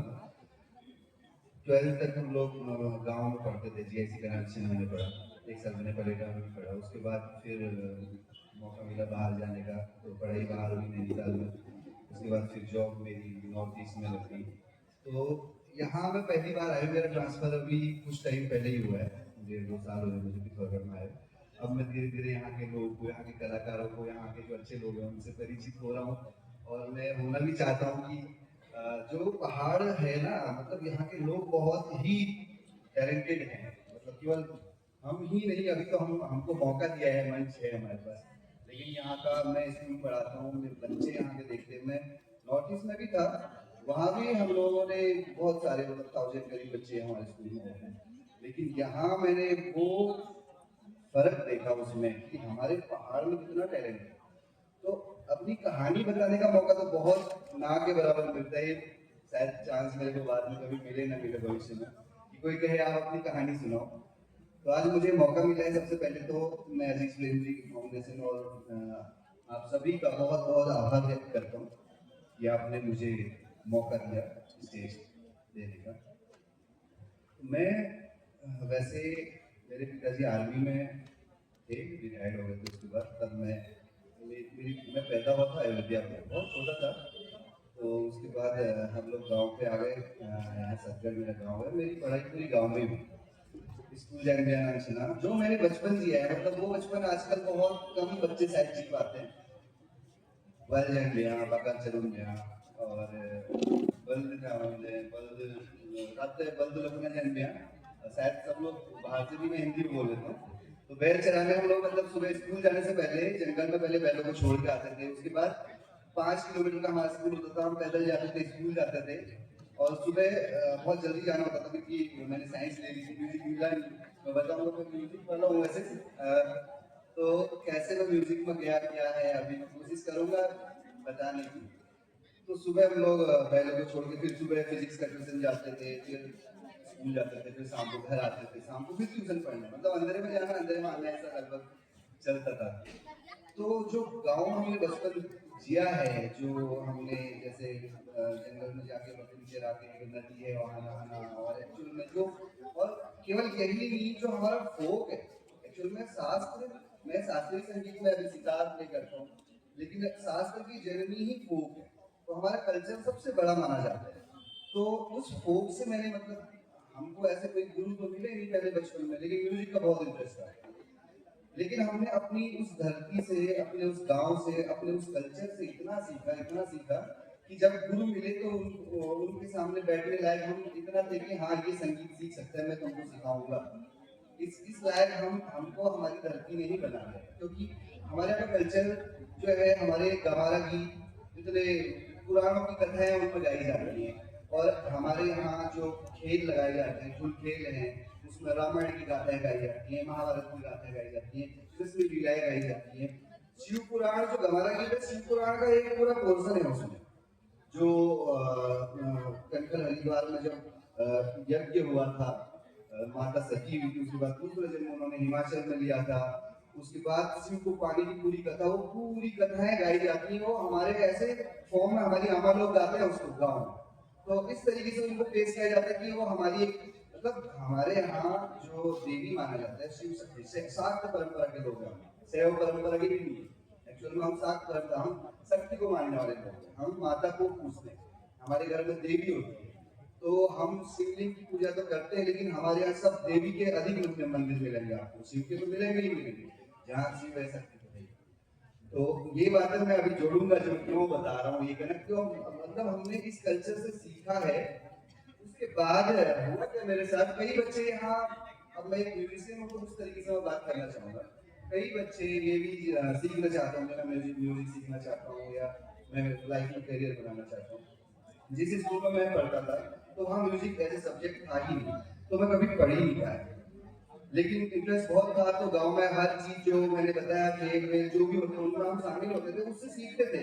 जो हमारे दमो भाषा, जो हमारे तमिल की बीट्स है, तो वो हमारे लय और ताल तो कानों में बचपन से पढ़ रही थी, बड़े बड़े कलाकार गाँव में हो जाने वाले, तो उससे हमने सीखा। लेकिन जब मैं बोले तो बिगड़ जाएगा वहाँ जाके, क्यों भेज रहे हो ये ऐसे, तो आखिरकार अगर आप भैया, अगर आपके पास डाटा है तो अगर मेरी ना भाई आप सुन रहे हैं, जिनके पास ये कमांड है, एक कोई सितार वाली अगर है आपके पास डाटा फोटोज तो कोई चेंज कर दीजिएगा। तो मैं जब नैनीताल गया, मुझे मौका मिला, तब मेरे को ये भी मौका मिला कि वहाँ एक्चुअली में मुझे पता ही नहीं था कि म्यूजिक से भी ऐसे जॉब कर सकते हैं, ये सब कुछ। वहाँ भी मेरे साथ क्या हुआ, क्योंकि 12th में म्यूजिक था नहीं, वहां भी मुझे म्यूजिक में एडमिशन नहीं मिला। क्यों? क्योंकि तुम्हारी 12th में म्यूजिक नहीं है, तो मैं वो बच्चा क्या करेगा, मेरी क्या करती है, मेरे को म्यूजिक लेना तो म्यूजिक, अब तो नियम कानून सब बदल गए, अब तो बीएससी वाला भी म्यूजिक ले सकता है, लेकिन मेरे टाइम पे अभी एनईटी के तहत वो चीज लागू हो गई है। तो जब मैं म्यूजिक डिपार्टमेंट में गया, वहां बोला कि भाई तो आपको म्यूजिक नहीं मिलेगा, क्यों? क्योंकि आपका 12th में। फिर मेरे को फिर वही सिचुएशन आई कि यार चलो क्या करें, फिर बीएससी लेके मैंने zoology botany first year subject. तो हुआ क्या कि मेरे को पता चला कि वहाँ म्यूजिक सिखाते हैं, कोई इंस्टीट्यूट है, तो सादा संगर के इंस्टीट्यूट होता था मल्लिका में, मैं वहाँ चला। मेरे को रूममेट में 10 लोग, हम एक रूम में रहते थे, हॉस्टल था हमारा। तो मेरे साथ वाले से पता चला वहाँ पर एक इंस्टीट्यूट जहाँ म्यूजिक सिखाते थे। मैं तो पागल था म्यूजिक के लिए, जाना है मेरे को सीखना है। मैं गया, सबसे पहले मैंने हारमोनियम सीखना शुरू किया, वहाँ एक आर्या सर थे। तो हारमोनियम जबकि मैं 9th या 7th से बजाता था, लेकिन मुझे पता था कि मुझे कुछ नहीं आता है, मुझे अच्छा सीखना है, जैसा होना चाहिए, जैसा हम सुनते हैं वैसा मुझे बजाना है। इसलिए उन्होंने फिर हारमोनियम सिखाया मुझे। आजकल बच्चों को केसेस नहीं, उन्होंने केवल 3 महीने तक, 3 घंटे मेरी क्लासेस चलती थी, 3 महीने तक केवल सारे गाँव पा नी सा सानी दबो वगैरह की प्रैक्टिस की थी, एक स्केल से हारमोनियम में केवल। तो इस तरीके से उन्होंने सिखाया। फिर मुझे पता चला वहाँ वोकल भी सिखाते, मैंने वो भी ज्वाइन कर लिया। फिर मुझे पता चला वहाँ तबला भी सिखाते हैं, तो तबले वाले के गुरु जी ने, राजू उस्ताद जी अभी नहीं रहे वो, तो 6 महीने उन्होंने मेरे को क्लास में बुलाया, रोज मेरे को सिखाया ना कि, उसके बाद बोला चल तू सीख ले। फिर 2 साल बाद उनकी डेथ हो गई, काफी चीजें सिखा के गए मुझे। तबला भी ज्वाइन कर लिया, वो करके वहाँ सितार की आवाज आ रही वो भी ज्वाइन कर लिया, मतलब मुझे सीखना था। तो सारी चीजें मैंने ज्वाइन कर ली, लेकिन मैं कर रहा था बीएससी वहाँ पे। तो इत्तेफाकन एक कोई आया वनस्पति से, कोई पीएचडी कर रहा था, तो उनका अपना स्वार्थ था कि चलो वो भी कि मेरी जॉब लग जाएगी वहाँ। उन्होंने बोला कि यार तुमको म्यूजिक पे एडमिशन लेना है कॉलेज में, तो मैंने बोला हाँ, लेकिन मेरा तो नहीं रहा है। उन्होंने बोला मैं दिलाऊंगा, आप एडमिशन ले लो। मैं बीएससी टाइम पे एग्जाम दे के आ गया था। उसके बाद मैंने सितार एज ए सब्जेक्ट में मैंने एडमिशन लेने की कोशिश की। उन्होंने बोला कैसे मिलेगा, यूनिवर्सिटी में सितार एज ए सब्जेक्ट तो है ही नहीं, आप तो कैसे दे रहे हैं, तो मजाक है क्या? तो मैंने बोला, मेरी किस्मत इतनी अच्छी थी कि एक दिन पहले अखबार में स्टार भी आया था कि सितार खुलने वाला है। पूरे उत्तराखंड में सितार किसी भी कॉलेज में नहीं है, ये बहुत ही मतलब हमारे लिए बहुत अच्छी बात नहीं है। ना ही देखो पिथौरागढ़ कॉलेज में, यहाँ तबला केवल वोकल है, बहुत से कॉलेज है। तो 99 में एक उत्तराखंड में था सितार एज ए सब्जेक्ट के रूप में, डीएसबी कैंपस नैनीताल।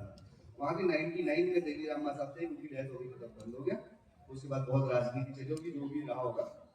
तो मैंने उनको यही, जो डीन बैठे थे आर्ट में, मैंने उनको बोला मैं ये इसलिए बता रहा हूँ कि एक स्ट्रगल कैसा रहता है एक पहाड़ के बच्चे के लिए, कि देखो मेरे को म्यूजिक नहीं मिला लेकिन मुझे करना था, तो मेरे साथ क्या क्या हुआ और उससे क्या क्या चीजें बदली। अगर कोई यूथ यहाँ पे अगर उस चीज को समझ पा रहा हो तो फिर मैंने बोला सर कल ही अखबार में इश्तेहार आया है, तो उन्होंने बोला अच्छा, अब मैं तो पढ़ी उसी कॉलेज में पढ़ रहा हूँ, तो मैं टीसी भी मेरे पास नहीं, उसी कॉलेज में टीसी मेरी सब कुछ।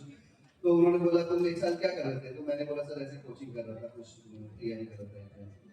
तो उन्होंने बोला तुम टीसी लेके आओ, तो टीसी मेरी वही जमा की। तो उसके अगले दिन संडे था, तो जैसे तैसे उन्होंने मेरे को 3 दिन का टाइम दिया, जैसे तैसे मैं यहाँ गाँव में आया, सेकंड टीसी की मेरी कॉपी निकाली, उसके बाद मैं वापस गया।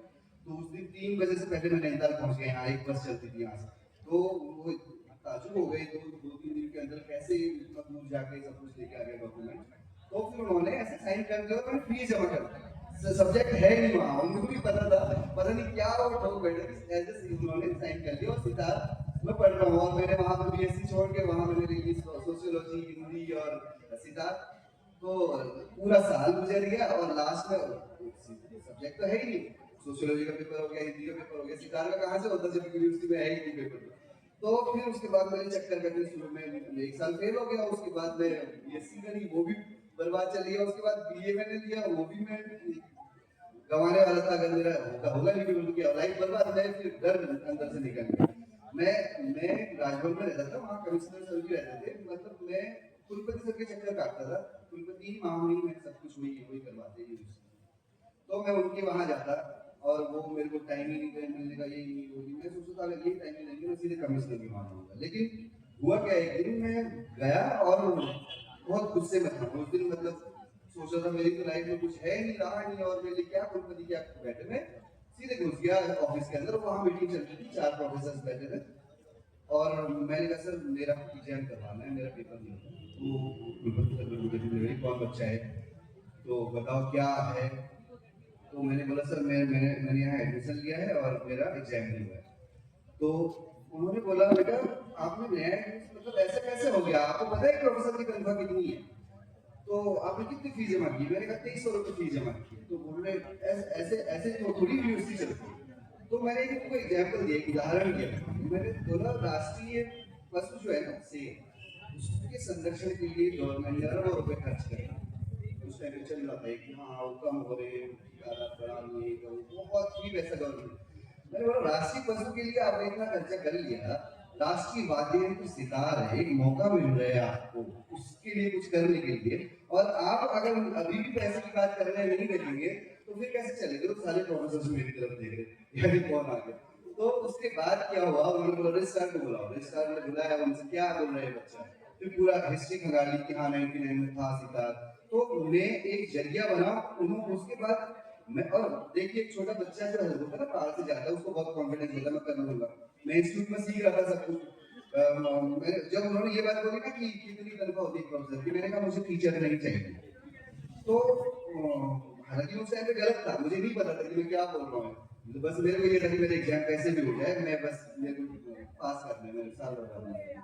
तो लेकिन वो तो समझदार थे ना, कुलपति सर राकेश भाई बहुत बड़ा नाम होगा। तो उन्होंने नई पोस्ट भी क्रिएट की और एज अ जो हमारे गुरुजी आए पद्म भूषण पंडित बुधादित्य मुखर्जी के शिष्य डॉक्टर गगनदीप मोदी सर, तो वो वहाँ पे आए। तो उनकी बदौलत तब जाके मतलब उन्होंने मेरे को ना ही केवल सब्जेक्ट दिया, गुरुजी भी दिए, उसके बाद बहुत सारे बच्चे वहाँ पढ़ते हैं सीखते हैं। तो एक हमारे पहाड़ की विडंबना है कि हम लोग को सीखने को नहीं मिलता, लेकिन एक भगवान ने एक जरिया बनाया मुझे। आज वहाँ बहुत से बच्चे मेरे जूनियर्स हैं, वो अभी असिस्टेंट प्रोफेसर की जॉब में भी हैं।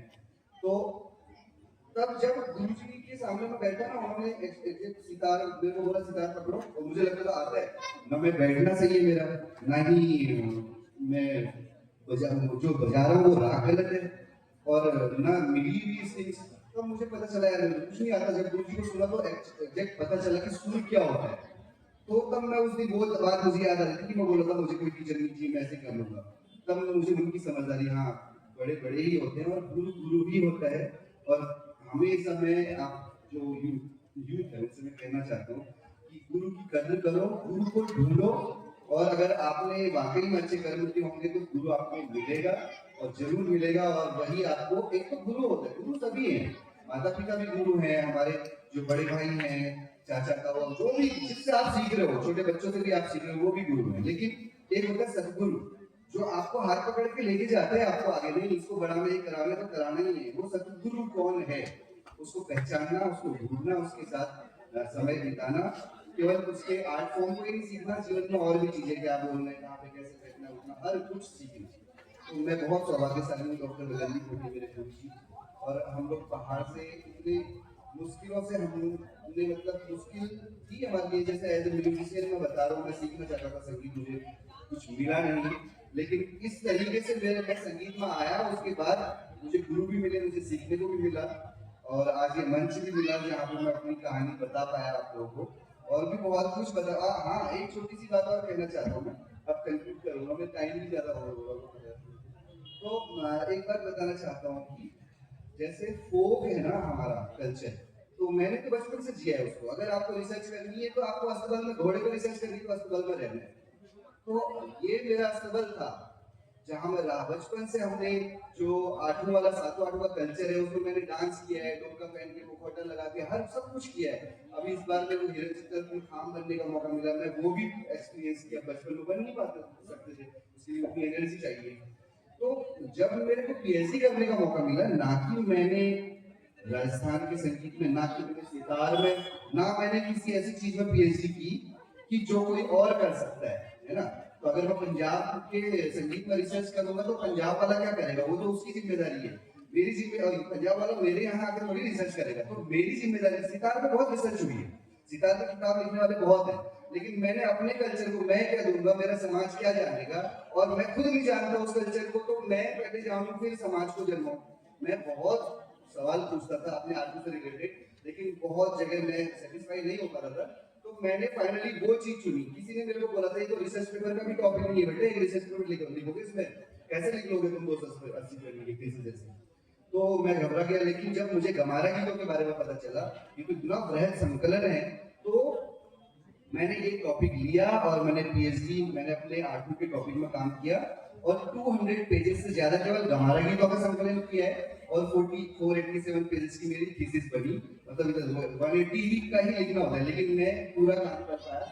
तो ये तो सितार का एक क्वेश्चन है, लेकिन मैंने जो काम किया अपने फोक पे किया। और जब पीएचडी में मेरा फाइनल वाइवा हो रहा था, तो जो मेरे वाइवा ले रहे थे उन्होंने बोला कि 5 साल में आपने इतना काम कैसे किया। जब उन्होंने मेरी थीसिस देखी तब मैंने उनको बताया कि ये केवल सर 5 साल का काम नहीं है, ये मैं बचपन से इसमें लगा हूँ। तो एक मौका मिल गया मेरे को पीएचडी करने का, मेरा तो इंटरेस्ट था ही इसमें। तो मैं अपने समाज को क्या दे पाऊँ, तो मैंने गमारा गीतों को केवल लिखा ही नहीं है, उसको लिपिबद्ध भी किया है। मतलब म्यूजिकली उसको आप कैसे अगर आप उसको देख के पढ़ के गा सकते हैं, तो इस तरीके से मैंने, हमारे यहाँ डौर है, हमारे यहाँ दमों में जो छांट बजना,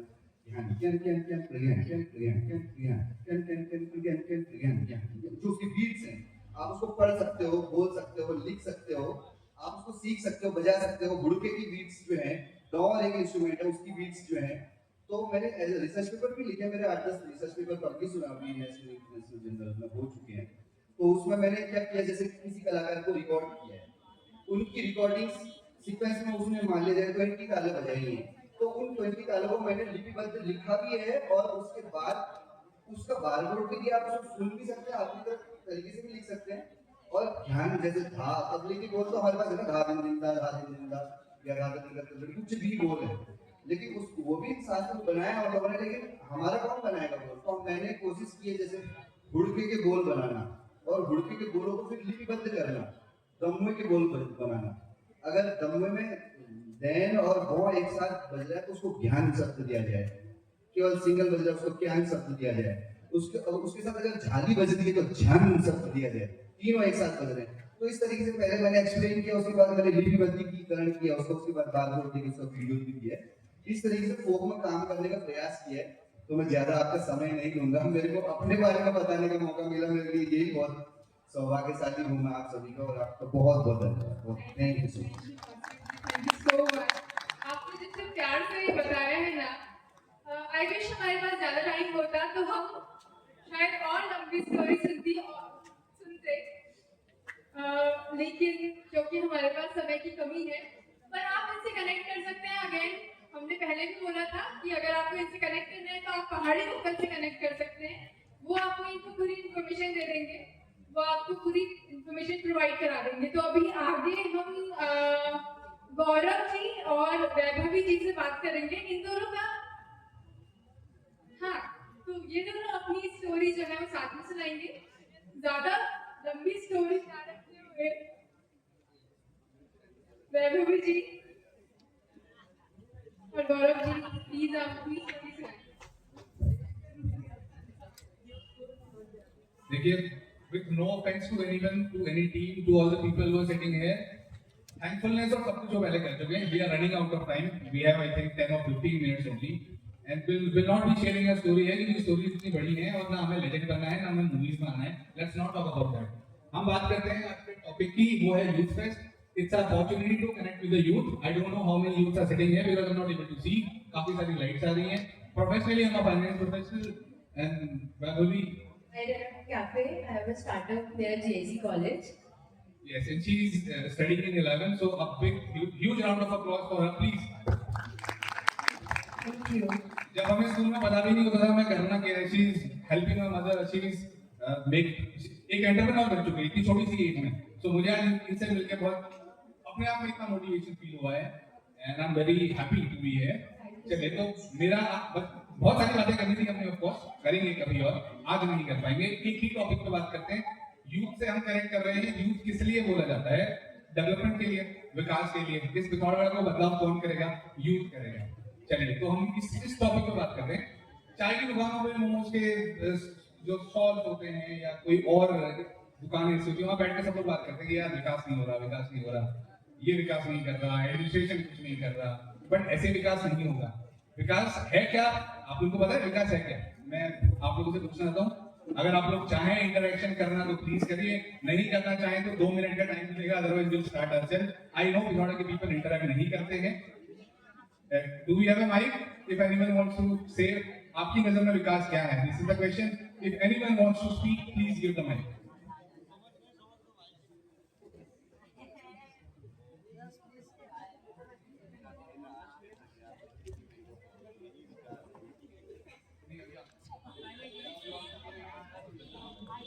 Hello.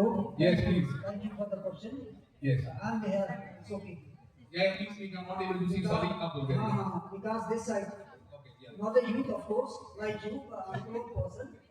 नहीं सर, I'm also 30 का बुढ़ापा आ रहा है. Really. Because in the sense कि everybody should be taken care of. Everybody, especially the people who have no access to official machinery, and it should be sustainable. इस तरह से न करें कि कुछ चीज़ आपको बनाती हैं, जैसे पिथौरागढ़ के अंदर I've seen the traffic. I don't come here. I'm mostly in Bombay और Delhi. लेकिन यहाँ रहता हूँ, तो ये विकास में तो सबको इन्वॉल्व करना है. पहली बात, education should be properly. Health, very important. People are dying like anything. I myself have taken people to Delhi and Bombay, treating them. वो सब कुछ नहीं होता, वो सब होना चाहिए. सभी बच्चों का प्रॉपर विकास, उनका development, health.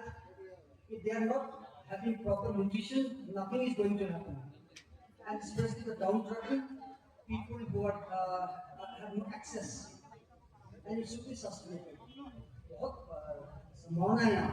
It is one of the best places in North India, in the world I have seen. है ना? Yes. ये सब चीजें होनी चाहिए. Thank you for your. और किसी को बताना क्या विकास है किसी की नजर में? We are running out of time. छोटा सा इतना ही कर पाएंगे प्लीज आप. नमस्कार, मैं लवकुश कुमार. विकास के लिए जो मेरी परिभाषा है वो है कि जो लोगों की जो जीवन का स्तर है वो उठे.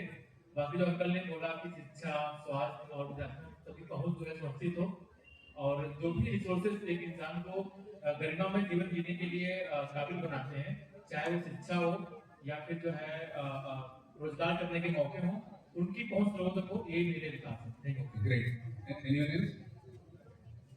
Thank you so much sir. चलिए अब वैभवी से पूछते हैं इनकी नजर में विकास क्या है?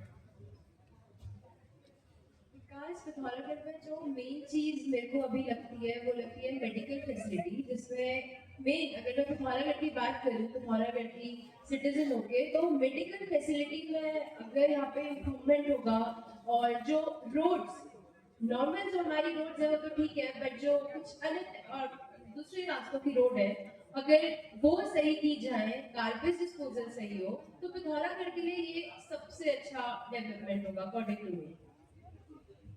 If the host, if she has a vision, क्या विकास है आपकी नजर में? आप लोग मिलके कर लीजिए, बता दीजिए. ऐसे विकास की तो बहुत परिभाषाएं हैं. बस मैं मतलब यूथ को ये कहना चाहता हूँ जो अभी के बच्चे स्कूल पढ़ रहे, कॉलेज पढ़ रहे, उनके लिए जो विकास है, आपका खुद का आज का दिन आपने क्या किया, आप विकास के लिए, देश के लिए, मतलब आप खुद बनेंगे ना. आप खुद तो बनो पहले, दान तभी दिया जाएगा ना, आपके पास कुछ होगा. पहले आप बनो। अब नेताओं को आप क्रिटिसाइज करना छोड़ो, तुम्हारा काम नहीं है वो जो करेंगे करेंगे। आप अपना काम करो और खुद की मेहनत, जो आपका उस दिन का जो आपने काम किया नहीं किया, आपका विकास वो है। अगर नहीं किया तो आप भविष्य में कुछ कर भी नहीं पाएंगे लाइफ में, किसी और के लिए कुछ। अगर आपको जेन्युइनली अपने पाँव पे खड़े रह के विकास एक्चुअल करना है, पहले खुद अपना रूटीन सही कीजिए और सुबह से शाम तक का मेहनत करो, स्टडी करो। Thank you. देखिए, मैं 10 लोगों से पूछूंगा, 10 लोगों की नजर में 10 अलग अलग तरीके के विकास होंगे। मेरी नजर में अलग विकास होगा, आपका अलग है। अंकल ने जो बताई वो भी जेन्युइन प्रॉब्लम थी, इन्होंने जो बताई वो भी जेन्युइन प्रॉब्लम्स हैं। प्रॉब्लम तो देखिए हम सबको बताएं। Now let's talk about the solution. कैसे होगा विकास? हम लोग ब्लेम करते हैं कि ये नेता नहीं कर रहा, ये एडमिनिस्ट्रेशन का ऑफिसर नहीं कर रहा। कभी उस नजरिए से देखने की कोशिश भी करिए कि उनका जो रूटीन है, उनके जो टास्क हैं वो कितने होते हैं। दिन भर में इतनी ज्यादा चीजें उन्हें करनी होती हैं कि उनके पास समय नहीं होता है। इस पिथौरागढ़ को अगर बदलना है और विकास होना है तो जो यूथ यहाँ पे बैठा हुआ है, आई डोंट नो कितने बैठे हुए हैं, तो हम में से ही किसी को आगे आके सारी चीजें करनी पड़ेगी। ये मुझे भी नहीं पता था, but when I came back before the accident, तो मैं एडमिनिस्ट्रेशन से जब मिला, मैंने उनके पास जाके जितने भी प्रपोजल्स रखे, they accepted it, they helped it. वो फंड भी प्रोवाइड करते हैं, जैसे इन यूथ ने आज इतना बड़ा इवेंट किया हुआ है, तो इन्होंने बहुत लोगों का सपोर्ट लिया हुआ। ये लोग अपने आइडियाज लेके लोगों के पास गए और इनको सपोर्ट मिला। उसके बाद इन्होंने ये इवेंट आज किया, हमें एक प्लेटफॉर्म मिला कि हम ये कर सकें। मेरी नजर में, मैं एक्सपर्ट हूँ अपनी फाइनेंस की फील्ड का, मैं सिर्फ उस पर काम कर सकता हूँ। ये एक्सपर्ट है अपनी फूड के फील्ड का, ये उस पर काम कर सकते हैं। ये कुछ एक्सपर्ट है, वो कुछ एक्सपर्ट है। आप सभी लोग अपने अपने एरिया में किसी न किसी चीज में एक्सपर्टीज रखते होंगे, आप उस विकास की तरफ काम कर सकते हो। मैं यहाँ पे पिथौरागढ़ में 3 साल से एंटरप्रेन्योरशिप को बिल्ड करने का काम कर रहा हूँ। फंडिंग राउंड यहाँ पे लोगों के लिए करवाता हूँ कि बिजनेसेस को कैपिटल मिल पाए। ये दुकानदारी कल्चर जो चल रहा है, इसको चेंज करने की कोशिश कर रहा हूँ। बहुत सारी युवाओं की कंपनीज हमने यहाँ पे इनकॉर्पोरेट करी है। लोगों को समझाने की कोशिश कर रहे हैं कि इनकम टैक्स क्या होता है, जीएसटी क्या होता है। इनफैक्ट मैं रूरल मिनिस्ट्री ऑफ डेवलपमेंट के साथ भी पैनल हूँ, हम रूरल एंटरप्रेन्योर्स के साथ सेशंस करते हैं। तो मेरी नजर में विकास है कि शहर में एंटरप्रेन्योरशिप को कैसे बढ़ावा देना, और उसके लिए मैं काम करता हूँ। तो मेरी आप सभी से बस यही गुजारिश है कि आप लोग की जो भी एक्सपर्टीज है उस पर छोटा छोटा कंट्रीब्यूशन करने की कोशिश करिए, और मिलजुल के साथ सारे हम लोग एक साथ हो जाएंगे तो विकास अपने आप हो जाएगा। Thank you.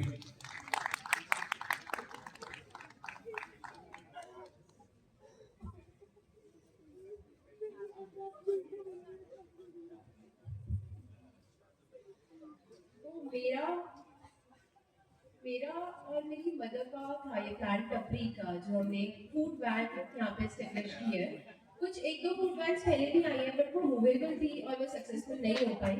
हमने अभी ये कॉलेज के पास रखा, जो इसकी लोकेशन है वो कॉलेज, स्कूल और पीजीज के अराउंड है।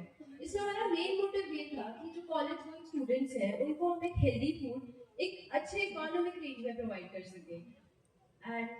एंड मैं खुद से अपने कैफे की तारीफ नहीं कर रही हूँ, बट मेरा कैफे जो है वो इको फ्रेंडली है। वहाँ से जितना भी गार्बेज आता है वो इको फ्रेंडली होता है, जो भी मेरे डिस्पोजल मटेरियल्स हैं। We don't use plastic there, और इस पे जो भी टेस्ट एनहेंस करने की चीजें यूज की जाती है वो हम बिल्कुल यूज नहीं करते। जो चीज हम प्रोवाइड करवाते हैं इट्स प्योर, इट्स फ्रेश। सो इसका जो लोकेशन है वो कॉलेज के 2nd गेट के पास है, और इसका स्टार्ट करने का स्टोरी बहुत सडन हमने स्टार्ट किया, कुछ एज अ प्लान नहीं था।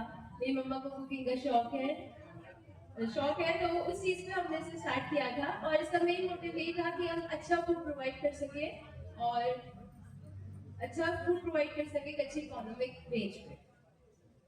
Vaibhavi, we have a question for you from the audience. Okay. Vaibhavi, being a female, आपको इस प्रकार के बिजनेस को रन करने में किस प्रकार की डिफिकल्टी आती है और कैसे उसको आप फेस करते हैं?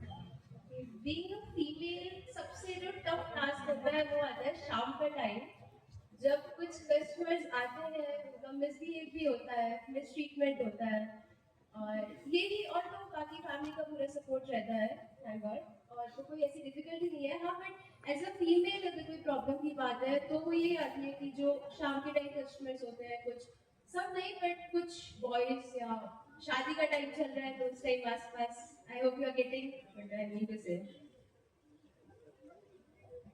वैभवी, बहुत सुंदर काम है आपका, आपको बधाई। Thank you. और मेरी एक अपेक्षा है आपसे, वैसे आप करते होंगे ही, एक कुछ और ऐड करना आपने गढ़भोज को, जो अपना चुरकानी है, डुबके है, कुछ एक आध आइटम गढ़भोज की जो अपना उत्तराखंड के हमारे परंपरागत भोजन है, उसको भी आप ऐड करें तो अच्छा है। जी सर, हमारा जो मेन्यू है ये it's type of snacks, but ये चीज़ है हमारे कैफे में कि आपके जो ऑर्डर पे चीज़ है हम वो बना के देते हैं। आप अगर हमें 1 घंटा या 2 घंटा पहले कॉन्टैक्ट करेंगे तो जो भी चीज़ आप बोलेंगे वो हम मेन्यू में आपको मतलब एज पर योर रिक्वायरमेंट वो चीज़ हम बना के देते हैं। तो बहुत सारे पहाड़ी ऑर्डर्स आए हुए हैं हमारे पास, सिंगल सेल, ये सारे ऑर्डर्स मेरी मम्मा खुद से प्रिपेयर करती है, और जो ये स्पेसिफिक ऑर्डर्स आते हैं ये मेरे घर पे बनते हैं, जो मेरी मम्मा खुद से बना के देती है।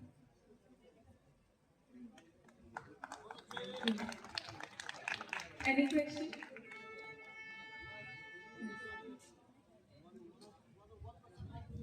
अगर किसी की कोई क्वेश्चन है प्लीज कर लीजिए, फिर will call it a day. अगर One किसी को ये more भी question is there. One more question is okay there. Okay sure. ये जो टपरी है ना, इसका मतलब क्या है? जैसे Okay, so I should say it is a Gen Z term कि लोगों का लाइक टपरी जो नाम है वो बेसिकली एक अच्छे सेंस में यूज नहीं किया जाता है, आई नो, बट हमने इस नाम को सही करने का एक मोटिव लिया कि जो चीज गलत है नाम में कोई प्रॉब्लम नहीं है, बट जो टपरी एक एरिया को बोल देते हैं जहाँ पे लोग स्मोक करते हैं, चाय पीते हैं, बट हमारे वहाँ ऐसा कुछ नहीं है, चाय है बट स्मोकिंग नहीं है। तो एक ये लोगों को अट्रैक्ट करने के लिए कि क्या है टपरी, क्या चीज है, जो उनकी एक्सपेक्टेशन थी उससे बिल्कुल अलग चीज आई टपरी के नाम के साथ, इसी से appoint together the community for youth. या गौरव से एक सवाल प्लीज। या आपकी निगाहें कहीं और है। Sorry sorry, I am not like some very sorry. या नहीं, मैं आपसे ये जानना चाहता हूँ कि आपकी प्रेरणा शक्ति एक इंसिडेंट के बाद फिर भी आप इतने उत्साहित, इतने जुनूनी, वो क्या चीज है जो आपको इतना जिंदा दिल बनाए रखता है? देखिए सर, इसके बहुत सारे मल्टीपल आंसर्स हैं, बट मैं एक अभी ऑफ कोर्स टाइम नहीं है, तो मैं आपको एक आंसर देता हूँ। देखिए बहुत बार ऐसा होता है, मेरी कंडीशंस खराब है, नो, बट आप में से जितने बैठे हुए हैं, सारे जितने बैठे हुए हैं, सब अपनी अपनी बैटल्स लड़ रहे हैं, कुछ ना कुछ प्रॉब्लम्स आपकी भी होगी, आपकी भी होगी, आपकी भी होगी, मेरी भी कोई प्रॉब्लम है, बस मैं टीचर में बैठा हूँ तो दिख रही है, आप लोगों की दिख नहीं रही है, तो प्रॉब्लम सबकी है, सबकी। देखिए स्क्रिप्ट में जितना कुछ लिखा होता है उसे वो रोल प्ले करना ही पड़ता है। तो ऊपर वाले ने मुझे ये अगर परेशानी दी है तो इसके साथ बहुत स्ट्रेंथ भी दी है और इतने सारे लोगों का प्यार भी दिया है, जिससे मैं ये सब टैकल कर पाता हूँ। कभी मैं ऐसे घूमने जाता हूँ, अब आप देखिए, अभी मैं अगर घर को जब निकलने लगूंगा, बहुत सारे लोग ऐसे मुझे रास्ते में मिलेंगे जिनका खाना भी उन्हें नसीब नहीं हो रहा है, मुझे खाना भी नसीब हो रहा है, मैं आप लोगों के साथ यहाँ बैठा हूँ, जो मेरी मर्जी में वो पहन सकता हूँ, मेरे वॉच ऑल्सो अंदर जैसा फोन चाहूँ वैसा रख सकता हूँ। इससे बड़ी सर मेरे पास भगवान ने जो दिया, इससे ज्यादा और क्या चाहिए मुझे? लाइक इतना कुछ मेरे पास है। बहुत सारे लोग हैं ऐसे जो शायद सपना देखते होंगे, तो बी एट माई पोजीशन जहाँ पे मैं हूँ इस वक्त, ऊपर वाले ने मुझे दिया हुआ है, इस पोजीशन पे पहुंचने का बहुत लोग सपना देखते होंगे और मैं वो डेली जी आ रहा हूँ। तो सर एनर्जी तो बहुत है, अभी तो बहुत सारे काम भी करने, क्योंकि दूसरी जिंदगी जो मुझे मिली है ये मैं अपने लिए नहीं जीना चाहता। I want to provide something to the community, to bring some change. Thank you. Yes. One more question. पहले तो वैभव मैम को बहुत धन्यवाद क्योंकि इन्होंने जो है एक एग्जाम्पल सेट किया। पहला जो टपरी सब को लेकर उन्होंने बात बताई, इससे तो उनके मायने बढ़ जाएंगे, बहुत बढ़िया बात है कि ये भी एक इनिशिएटिव है। और दूसरा कि मैं देखता हूँ बहुत से लोग कुछ करना चाहते हैं, नया सोचते हैं, बड़ा ही करें, लेकिन जो है आप शुरुआत जो है एक अच्छे इंटेंशन से करें तो चीजें आगे बढ़ेंगी। जैसे मैम का टपरी वाला आइडिया है, हो सकता है कि इसको और आगे बढ़ाएं, एक चेंज बने, तो बहुत शुभकामनाएं। और जो सर ने बोला भी वो मुझे बात काफी अच्छी लगी कि शिकायत करने के बजाय जो हमारे पास है उसके लिए गुजार होइए और बेहतर करिए, कुछ अपने लिए और कुछ समाज के लिए। Thank you.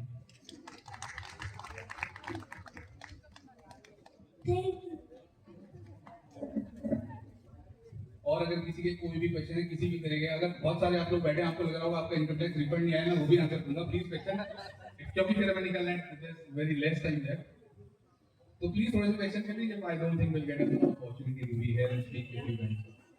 Any question? Sir I have a question to you. Here I am. Okay, for me? हां yeah please sir. Question to you sir. अभी एक एंटरप्रेन्योरशिप की वेव आई है, सबको एंटरप्रेन्योर बनना है, everyone is tackling with problem और वो चाहते हैं कि वो सब सॉल्यूशन निकालें। हाउ डू वी आइडेंटिफाई कि जो प्रॉब्लम हमने चूज की है क्या वो सही है? देखिए, अगर आपको कोई भी प्रॉब्लम कभी दिखती है, बेसिकली एंटरप्रेन्योरशिप और business regard to knowledge, business में आपको जो बना हुआ है मॉडल है उसे कॉपी करके दोबारा से चला देना है। You buy something, you sell something at a bigger margin, you earn profit, simple as that. Entrepreneurship जो आपके जीते हुए जो आप जीवन में जी रहे हो, आपके आसपास जो कोई प्रॉब्लम दिखती है, लाइक मैं एक व्हीलचेयर में बैठा हुआ आदमी हूँ, तो मुझे अगर कहीं एक्सेसिबिलिटी की जरूरत पड़ती है तो वो एक प्रॉब्लम मैं डेली बेसिस पे फेस करता हूँ। तो उस प्रॉब्लम पे अगर मैं बिल्ड करके कुछ बनाऊंगा तो दैट वुड बी एंटरप्रेन्योरशिप। और आप सभी इस तरीके से कई सारी चीजों पे काम करते होंगे। अब देखिए जो मेथड है एंटरप्रेन्योरशिप पे जाने का, first step is to identify the idea, second step is to gather a So the second step is to get a good team. Third step is to consult with a professional, of course, जिनको ये सारी चीजों की ज्यादा जानकारी होती है। Blueprint कोई नहीं बनाता है, सब लोगों को लगता है कि ठीक है ये आइडिया अच्छा, कॉपी कर लेते हैं, हम भी कर लेंगे। कोई सोचता है ठीक है ये आइडिया में दम है, हम इसको अडॉप्ट करके एक एंटरप्रेन्योरशिप मॉडल बना देंगे। उसके अंदर देखिए बहुत सारी प्रॉब्लम आती है। आप इनिशियल कैपिटल रेज कहाँ से करेंगे? तो यूपीएन इक्विटी मोड पे जाना है आपने, या खुद से पैसे लगाने वाले हैं, उस मॉडल पे आपने काम करना है, बैंक से लोन लेना है। तो बहुत सारी प्रोसेस है एंटरप्रेन्योरशिप की। वो कहने में बहुत आसान होता है कि हर किसी को एंटरप्रेन्योरशिप करनी चाहिए, but the whole process is काफी लेंथी और काफी, मतलब आपको टीम की जरूरत पड़ती है, आपको हेल्प की जरूरत पड़ती है। First step identify the idea, second step get a proper team, third step do a market research. We don't do market research before launching any product. यहाँ भी कहीं भी आपको पता ही नहीं होगा कि आपका मार्केट शेयर क्या होने वाला है। मान लीजिए मैं यहाँ पे 5 लाख रुपीस का कोई लुई विटॉन का स्टोर अगर ओपन करता हूँ, तो 5 लाख की कैपेसिटी के लोग जो पे कर सकेंगे उस शू को कितने हैं, ये मुझे पहले आइडेंटिफाई करके रखना है। उसके बाद जाके मैं उस आइडिया पे पहुंचूंगी, मेरी ऐसी मार्केट यहाँ पे अवेलेबल है, तब जाके मैं वैसा प्रोडक्ट बनाऊं। और पिथौरागढ़ में रहकर एंटरप्रेन्योरशिप करना इसलिए भी ऐसा because market is very limited. आपको जो भी आइडिया लेना है आपको डिजिटली ही करना पड़ेगा। You need to have lot of numbers to sell and run profit. तो ये एक छोटी सी प्रोसेस है। अब मैं इसे इतने में तो नहीं समझा सकता, but this is the summary. Okay, next सवाल भास्कर सर से। और भास्कर जी से पहले शुक्रिया भावना का कि इतना सुंदर मॉडरेशन कर रही है। तो भास्कर सर आपसे एक ही सवाल है कि यूजुअली लोग जब इतनी हाइट पे पहुंचते तो एक एरोगेंस आता है, और आप में इतनी हम्बलनेस कैसे आई है एक हाइट पे पहुंचने के बाद में? ऐसा तो कुछ नहीं है सर, हाइट बहुत हमसे बड़े बड़े लोग कहाँ, हम तो अभी कुछ भी नहीं है। लेकिन हाँ, आपने शहर में मेरे को इतना मंच दिया है, इतनी इज्जत दी, इसके लिए तो सबका धन्यवाद। अब जो प्रश्न आपने पूछा, अगर मैं आज के दिन का मैं देखूँ ना, तो मैं एक म्यूजिशियन हूँ, मेरे को रोज कम से कम 2 से 2.5 घंटा प्रैक्टिस करनी होती है और अपने कामों में ध्यान देना होता है। अगर मैंने वो नहीं किया ना, तो मैं बाहर जाने में भी, मैं यहाँ भी नहीं आ पाता, क्योंकि मेरे दिल में ये रहता है कि यार मैंने अपना काम ही नहीं किया, मैं दुनिया में टाइम के लिए क्या करूँ। थोड़ी देर पहले विकास के टाइम पे जब मैंने ये बात बताई, सबसे पहले तो आप अपना काम कीजिए, और अपना काम करते करते आप इतने मतलब अगर आप दिल से कर रहे होंगे अपना काम, तो आपको खुद की कमियां और आप क्या हो सब कुछ आपको पता रहता है। तो ईगो वाली तो कोई बात ही नहीं है। तो आप कितनी भी, जितने आप ऊंचाइयों पे जाओगे, आपको उतनी कमियां आपकी खुद की दिखेंगी, क्योंकि उतने बड़े पारखी होते जा रहे हो आप, है ना। तो मैं अपने आप को, मतलब मैं खुद की बहुत कमियां हैं मुझ में, जो मुझे और करना है, जो मुझे ठीक करनी है। तो मैं तो क्या ही हूँ, मैं कुछ भी नहीं हूँ। बस आपने मुझे याद दिला दिया कि मतलब और मेहनत करो और अपने में ध्यान दो, बस यही है। Thank you sir. I think अभी हमें अनफॉर्चुनेटली हमारे पास टाइम लिमिटेड है। आई विश हम लोग की बातें और हो पाती, बट इसके बाद का जो प्रोग्राम है, ओके थिएटर, ओके, तो अभी हम आप तीनों को थैंक यू बोलते हुए, हाँ, तो अगेन मैं आप लोग को रिमाइंड कराना चाहूँगी कि आई एम श्योर आप लोगों को काफ़ी कुछ सीखने को मिला होगा, नॉलेज मिली होगी। तो अगर आप लोग को इन लोगों से कांटेक्ट करना है या इन लोगों से कनेक्टेड रहना है, तो आप पहाड़ी वोकल से बात कीजिए, वहाँ पे आपको इनकी सारी डिटेल्स मिल जाएंगी, इनसे कनेक्ट करने का जरिया मिल जाएगा। आई होप आप लोगों को बहुत मज़ा आया होगा, क्योंकि मुझे बहुत मज़ा आया है। तो बंद करें? ठीक है, thank you so much for coming and joining sir, listening beautiful, thank you. Thank you so much. तो अभी मैं चाहूँगी कि आप कुछ देर और मंच पर रहें, और पहाड़ी वोकल्स की टीम से मैं रिक्वेस्ट करूँगी, हिमानी से रिक्वेस्ट करूँगी कि वो आए और गौरव जी को जो है एक मोमेंटो देकर उनका आभार व्यक्त करेंगी हिमानी।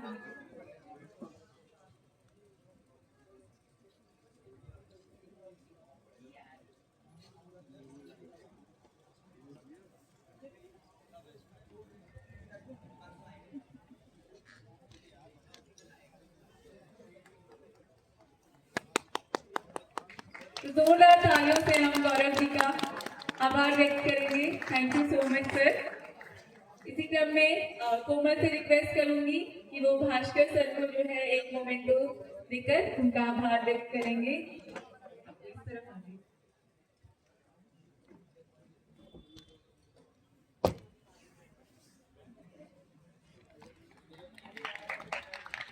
जोरदार तालियां सर के लिए।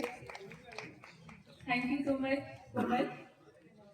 हिमानी से रिक्वेस्ट रहेगी कि वैभवी को एक मोमेंटो देकर उनका आभार व्यक्त करेंगी। एक बार फिर से जोरदार तालियां वैभवी के लिए।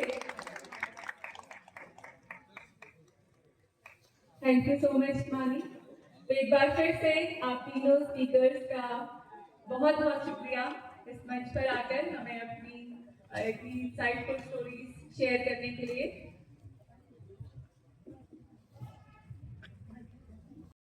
है और पिथौरागढ़ की हर एक कल्चर को, हर एक इवेंट को वो आप तक लगातार पहुंचा रही है और इस पूरे इवेंट को उन्होंने लाइव भी किया है।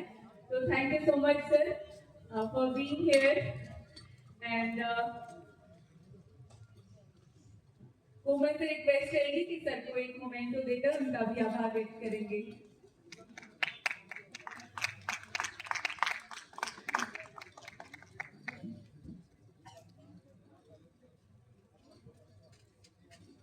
और इसी उम्मीद के साथ कि आगे भी आप लोग हमसे जुड़े रहेंगे। Thank you so much.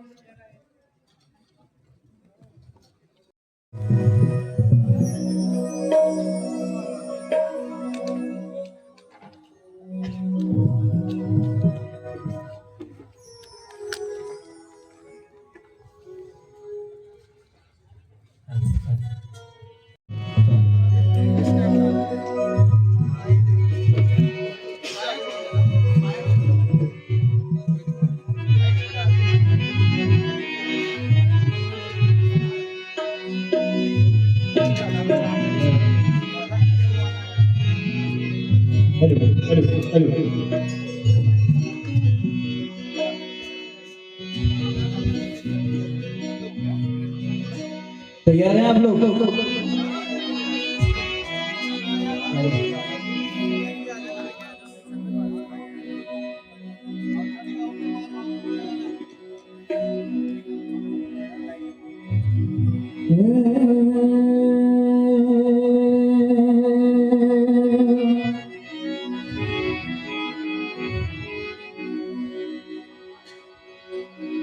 जब बंदे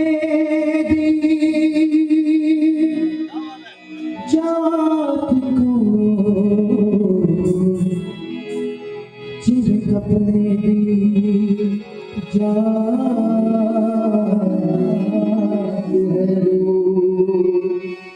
रब बंदे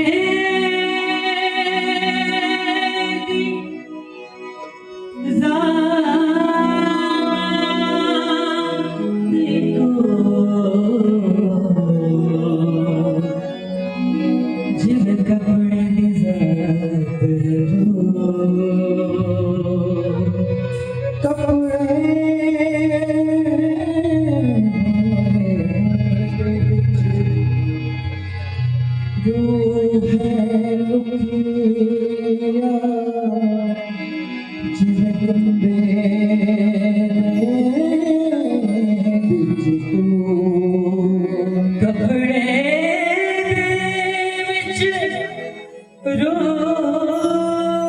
है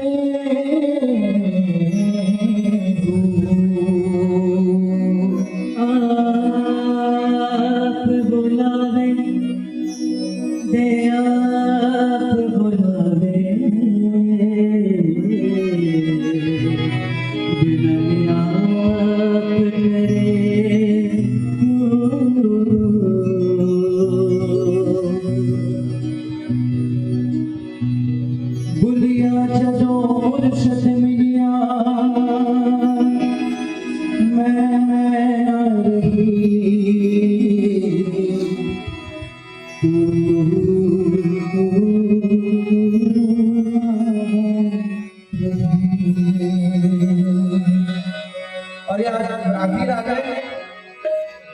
आज की बात फिर नहीं होगी, ये मुलाकात फिर नहीं